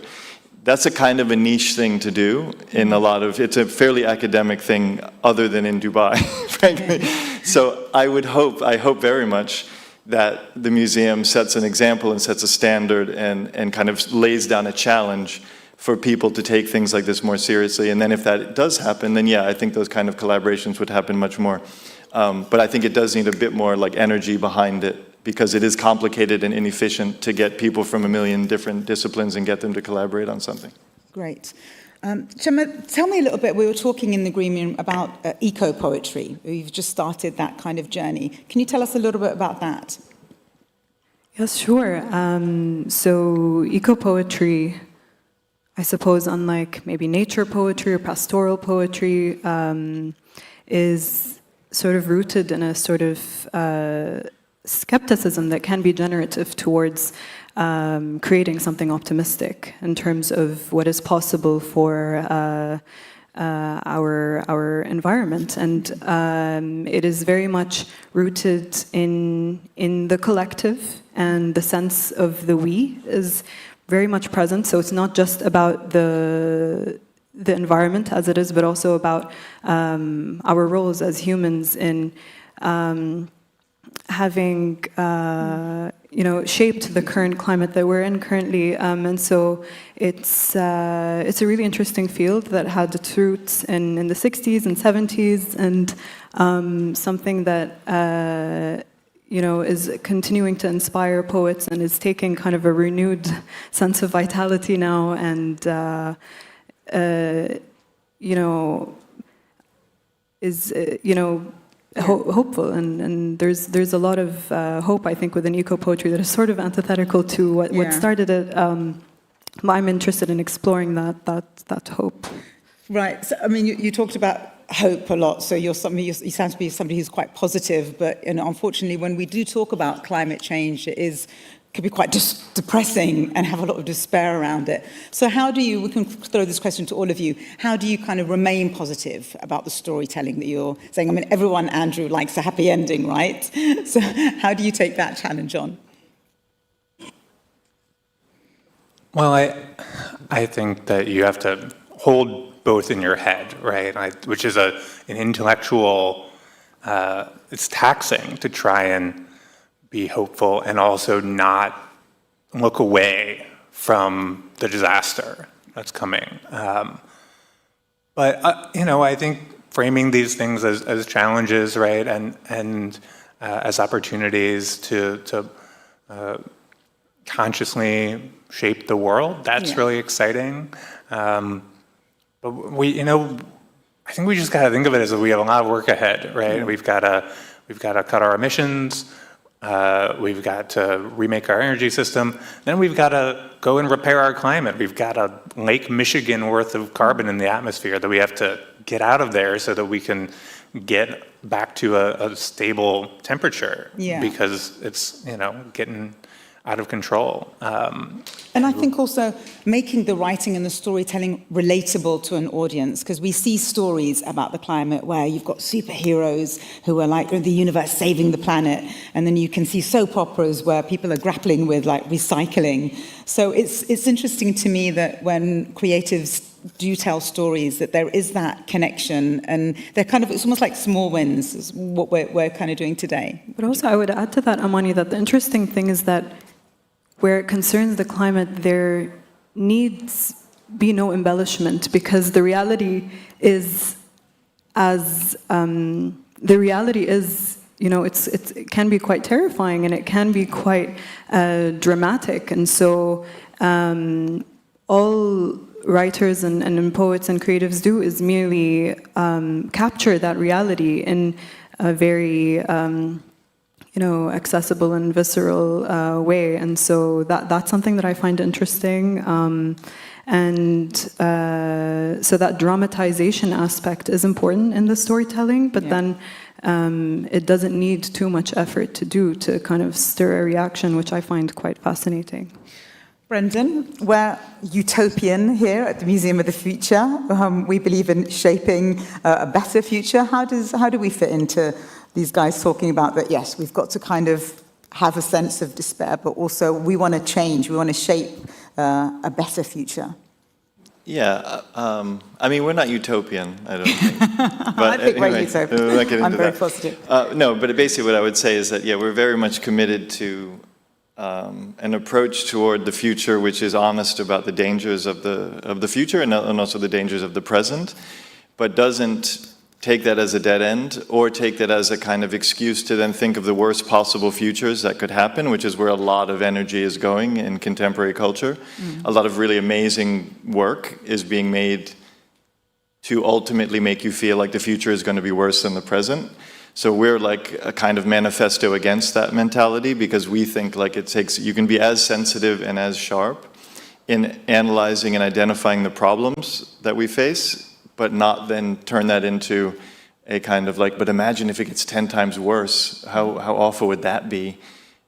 No, imagine if we intervened in ways that were kind of pro-social, pro-planet, sensitive and sort of deeply committed to our responsibilities to the generations that are coming after us. What could happen there? And then if you mobilize intelligence and technology and policy and everything else that's required for that to happen, what could happen? And I think that that's really what the museum is committed to, is just this, what could happen, and then around it or within it is a set of assumptions about how we would have to prioritize our kind of spending, our living, our developments, and decide whether or not more and more and more is the way we want to do it, or is it a kind of more natural, sympathetic relationship with the planet and with everybody who occupies the planet, including non-humans. And if we do make a decision like that, then there's a whole bunch of extremely exciting possibilities that flow out of that. So that's really what the museum's trying to do. Fantastic. And Shamma, Brendan was there talking about mobilizing people into action. This is what we're trying to do this week, to kind of like show people, inspire them to do something about what's happening. How do you do that through your work? Very simply, I don't. Okay. But if my work... But I think what I mean by that is, you're inspiring young people. They're kind of, they're seeing you, and you're talking about the great force of nature and how we can kind of protect it or work towards it. So I would very much hope that my work would have that sort of impact. And if my work is inviting those sorts of important conversations, and that is something that I'm very proud of and would like to see. It's not necessarily something that I consciously try to do in my work, but it is definitely, there's definitely that sort of conscientiousness in my writing process that, if it eventually inspires people in that way, I would find that really great. And, I found myself thinking, based on the recent conversations that we just had in the green room and right here about poetry and writing and creativity and whether or not it can, save the planet. And I don't know whether poetry or writing can save the planet, but there's one thing I know for sure, and it is that it will always be there. Yeah, I like to believe it does. I think I live in that world. Okay. Andrew, how do you inspire young writers who want to tackle climate change in their writing? Well, I would just want to pick up on this question. Can creative industry save the planet? Obviously, no. That's it's not enough, right? We need. We're waxing lyrical, Andrew. We need to do so much, right? On the policy level, on just the machines we build. But the question is, can we save the planet without novels and poetry? And I think that's also no, right? It is necessary. It is not sufficient. And I think that's why conversations like these are so important, to kind of bring in the creatives into conversations of policy and into these larger narratives about the most urgent and pressing topics of our time, quite literally the biggest of our time, which is climate change. And creatives are instrumental in the journey, and so historically, art and change have always gone hand in hand, and so I really appreciate platforms like this that allow us to speak. And I think the question you brought up is more kind of suitable to this conversation. So thank you. I think I agree with. I mean, it's so important. We've got some fantastic local photographers that have come, and one of the conversations we've had with them is to say that when they're out in the desert and in the landscape, they feel it's part of them, and they're bringing kind of all of this. They're bringing it to light, so we can all, like you said, have these conversations. We're almost at the end of our discussion, but luckily Shamma is going to perform one of her poems, which we're really excited about. So I do feel like I want to throw a few questions to the floor, if that's possible, just before we hear from Shamma. Does anybody have any questions? Maybe we can get a mic to you. No? Okay, all quiet creatives, just contemplating. Yeah. Okay, yeah, please. Yes. Oh, anyone's raising their hand? Please. Yes, of course. We'll just get a mic over to you. Hi, everyone. You had a question about blending creativity with science. And I think that was a question that was put across to everyone, and I thought to the panel. And I just had some insight from where I come from a tech background, and I'm a total brand and marketer. And up until about 3-4 years ago, there was no B2B. Communication was very technical. But today, when you look at it, it's sassy, it's got a lot of gumption, and it's quite creative. The narratives that are built to kind of communicate the technical details in such a beautiful manner has only happened in the last 3 to 4 years, and some of the leading organizations like Intuit, which I was a part of and very proud about it, did some really beautiful campaigns that were packed with humor. Technology explained in a very humorous fashion. So I think I just wanted to shed that light and say definitely the marry between science and creativity is something that we'll definitely see as we go along. So it's just a thought I wanted to share. Lovely. Thank you very much. Can I just quickly respond to that? Yes, please, Shamma. I really love your comment, and I would just add that I don't see creativity and technicality as mutually inclusive. I find technical language super fascinating and super generative, even in writing, and even if it's something that's super kind of saturated in sciencey, I find that sometimes that inspires me to write more than something that you might say sounds, beautiful and aesthetic. And I feel like, especially with a topic like climate change, which is very much at the intersection of science, but then also involves a lot of, sensory interaction, I find that there's a lot of productive space for that kind of synergy, and to think about it less as a kind of direct binary, and to kind of incorporate that technical saturated language into the work that we do as creatives. I think Andrew's nodding his head. Do you want to add something to it? No, that was perfect. I agree. I experienced the same thing. The kind of the sense of possibility space that opens up when you encounter the technical language that is trying to say something new about what we know that we can do and how the world works. So that's the first stepping stone of a story a lot of the time for me. That's great. Brendan, anything to add?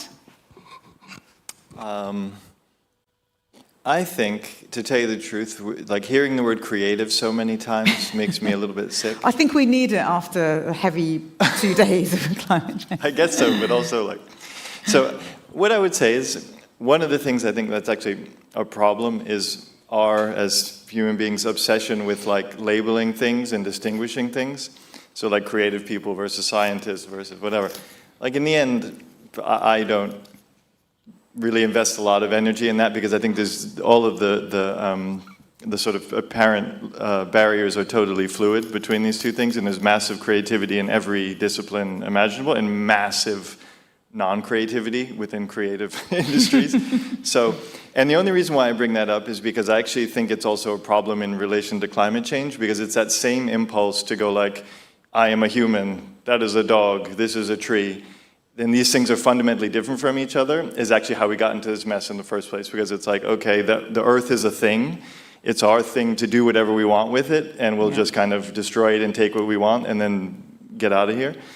You know, this is fundamentally a problem of like the human mind and human perception that I think we need to somehow begin addressing, because it's really it's our decision to feel fundamentally different from the things around us that allows us to exploit each other and also obviously the planet and everything else.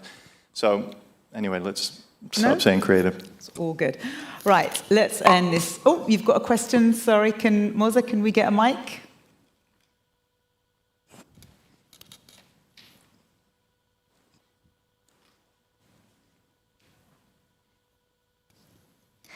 Hi everyone. So I have a question. In my opinion, the climate change is the biggest problem in the world. And my question is, what youth can do about this issue?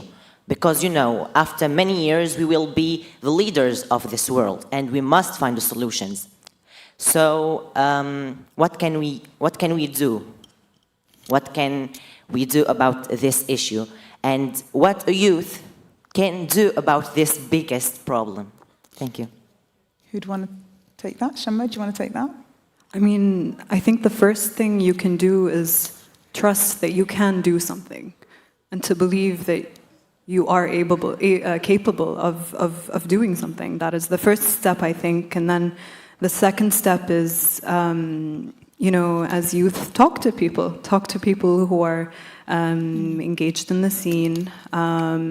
Think about how you can start through yourself and through your own choices and beliefs and attitudes about the world that could, you know, eventually have a larger impact. And I'm not an expert on this, but it's definitely, I think, the first step towards contributing to this larger discussion that is monumental, like you said. Yeah, go ahead. I'll just add quick, because I know we're out of time. But, you know, COP28 is coming here. I would say learn how it works, right? And I don't mean that in like, oh, you know, knowledge can, like, because you know who really knows how the COP works?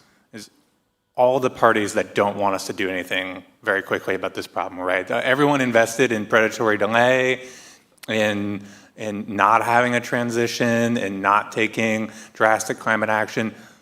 They have folks who are going to be at the convention, and they really know how the negotiations work. So that's on all of us who want to speed things up and fix the problem to figure it out and be there to push back. So, yeah, figure it out. I'd also like to say, just before Brendan adds, is that the fact that you're here as well, that's great. So there's lots of workshops going on, lots of people around, lots of mingling, so kind of take advantage of that, and that's credit to you that you are actually here to kind of help make a change. Sorry, Brendan. I'll just say that's a wonderful and impossible question that you're asking, but so we're all just trying. But what the youth should do is very hard to answer. But what I would say is, recognize that you matter to this issue more than anyone else, because your sustained effort over the next 5 decades, 6 decades, 7 decades can really change it. And I totally agree that educate yourself and understand what the mechanisms are, but in process of doing that, don't try to have a sympathetic and understanding view to things. And I don't, as easy as it is to make monsters out of energy companies and governments and banks and all the sort of various institutions which are invested in climate change, it doesn't help in the end. Really what we need to try to do is understand the full complexity of the picture and understand that we're trying to get somewhere together, and creating kind of some sort of winner-take-all war is not going to work. So a lot of it, I think, there's a lot of things which are very, very rightly scary and produce anger and frustration and everything else, but that also, in the end, plays into the system. So to the extent that you can really engage climate change, engage it as a multi-generational issue, and an issue that affects the entire world, try to do it in a way that is open-hearted, even with the people who seem to be the villains in the whole thing, because they've got their own needs too. It's not as simple as some kind of evil people sitting in skyscrapers ruining people's lives. It's not that simple. There's a lot of other things to it, and we as people who are taking it seriously need to try to understand that too, because that's the only way we could ever have a meaningful negotiation with anybody who has real power. Otherwise, it's exactly right. The system's already gamed against you, and you're not in a position of power. So to the extent that you can kind of engage it in that way over a long period of time and keep your stamina, that's one of the main challenges. And I, as an older person, would be deeply grateful if the younger generation would do that. That's great, thank you. Okay, we kind of almost, one more question just over, then we have to wrap up. You mentioned you mentioned hope, that you need to have hope when it comes to tackling with issues of climate change. But as a poet and as an author, how do you remain hopeful while researching and delving deep into this issue in order to create your craft? Right, Shema, can you take that, or either one? Sure. So I think it's two things. I think it's maintaining that sense of hope while also imbuing your work with the urgency and the realness of what's going on.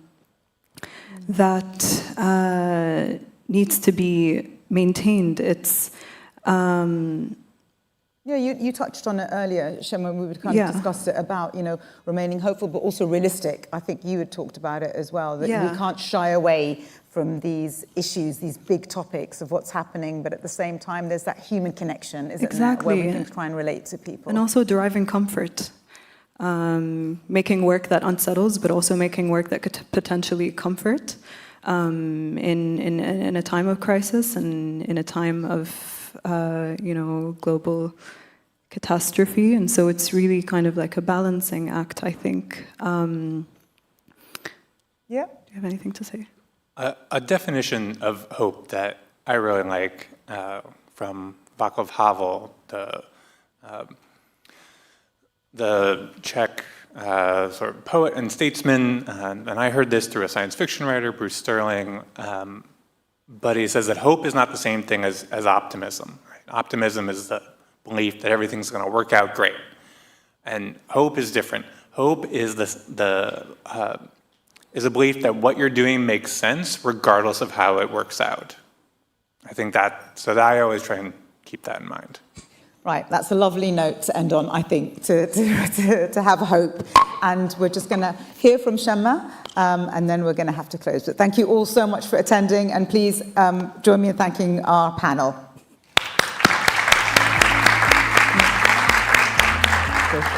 Thank you, Amani. So I'm just going to be reading a short section from a poem I wrote a few years ago. I think this is one of the poems that I've recited the most, although one thing about this poem is that every year it takes on a new meaning for me, and this year in particular it's taking on a completely new meaning with climate change, and so I'm fascinated to see how the language for me transforms in my mind and where this poem might head as I continue to craft it. And it's called Woven. On the ground. We are on the ground. Feet pounding with the pulse of the sun in our veins. We share her rays, every last living thing. Crawling onward, soaking light. Your light, my light, one source. المصدر واحد. It rains, stains the almost night with crimson, coral, cobalt. Tell me the rest, my guest, this is no test. Invest in this crescent of color, thread through with the dust of a pale broken vase from several thousand years ago. Bonds burgeoning, rustling, like a leaf, less fragile by the beat as it tempers the wind. Will these tempests prosper? Oh, wonder. Can I win alone? On the ground. We are on the ground. Now stifle the sound of the fear that floods the chambers of your heart. Your vocal cords are coarser than the mountains in these easts. Envision a skin bred greener than yours, a tooth carved sharper, a blood born bluer, a chant spun wholly on the tongue of thy neighbor. Be not afeared, the isle is full of noises, islands and highlands aligning like a flashlight in the fog. Now hold the other, the hold, hang tight to one another, one source, one sun, run from the voices that tell you to run. We are one on the ground. Thank you. That's great. Thank you very much, everyone, for attending. Just remember that Climate Future Week at the museum is going to run till the 30th. We've got lots of activations. We've got a photography exhibition. Please check it out. We've got a film festival happening. So we'd love to have you all there. Thank you so much, everyone. Once again, thank you. Thank you.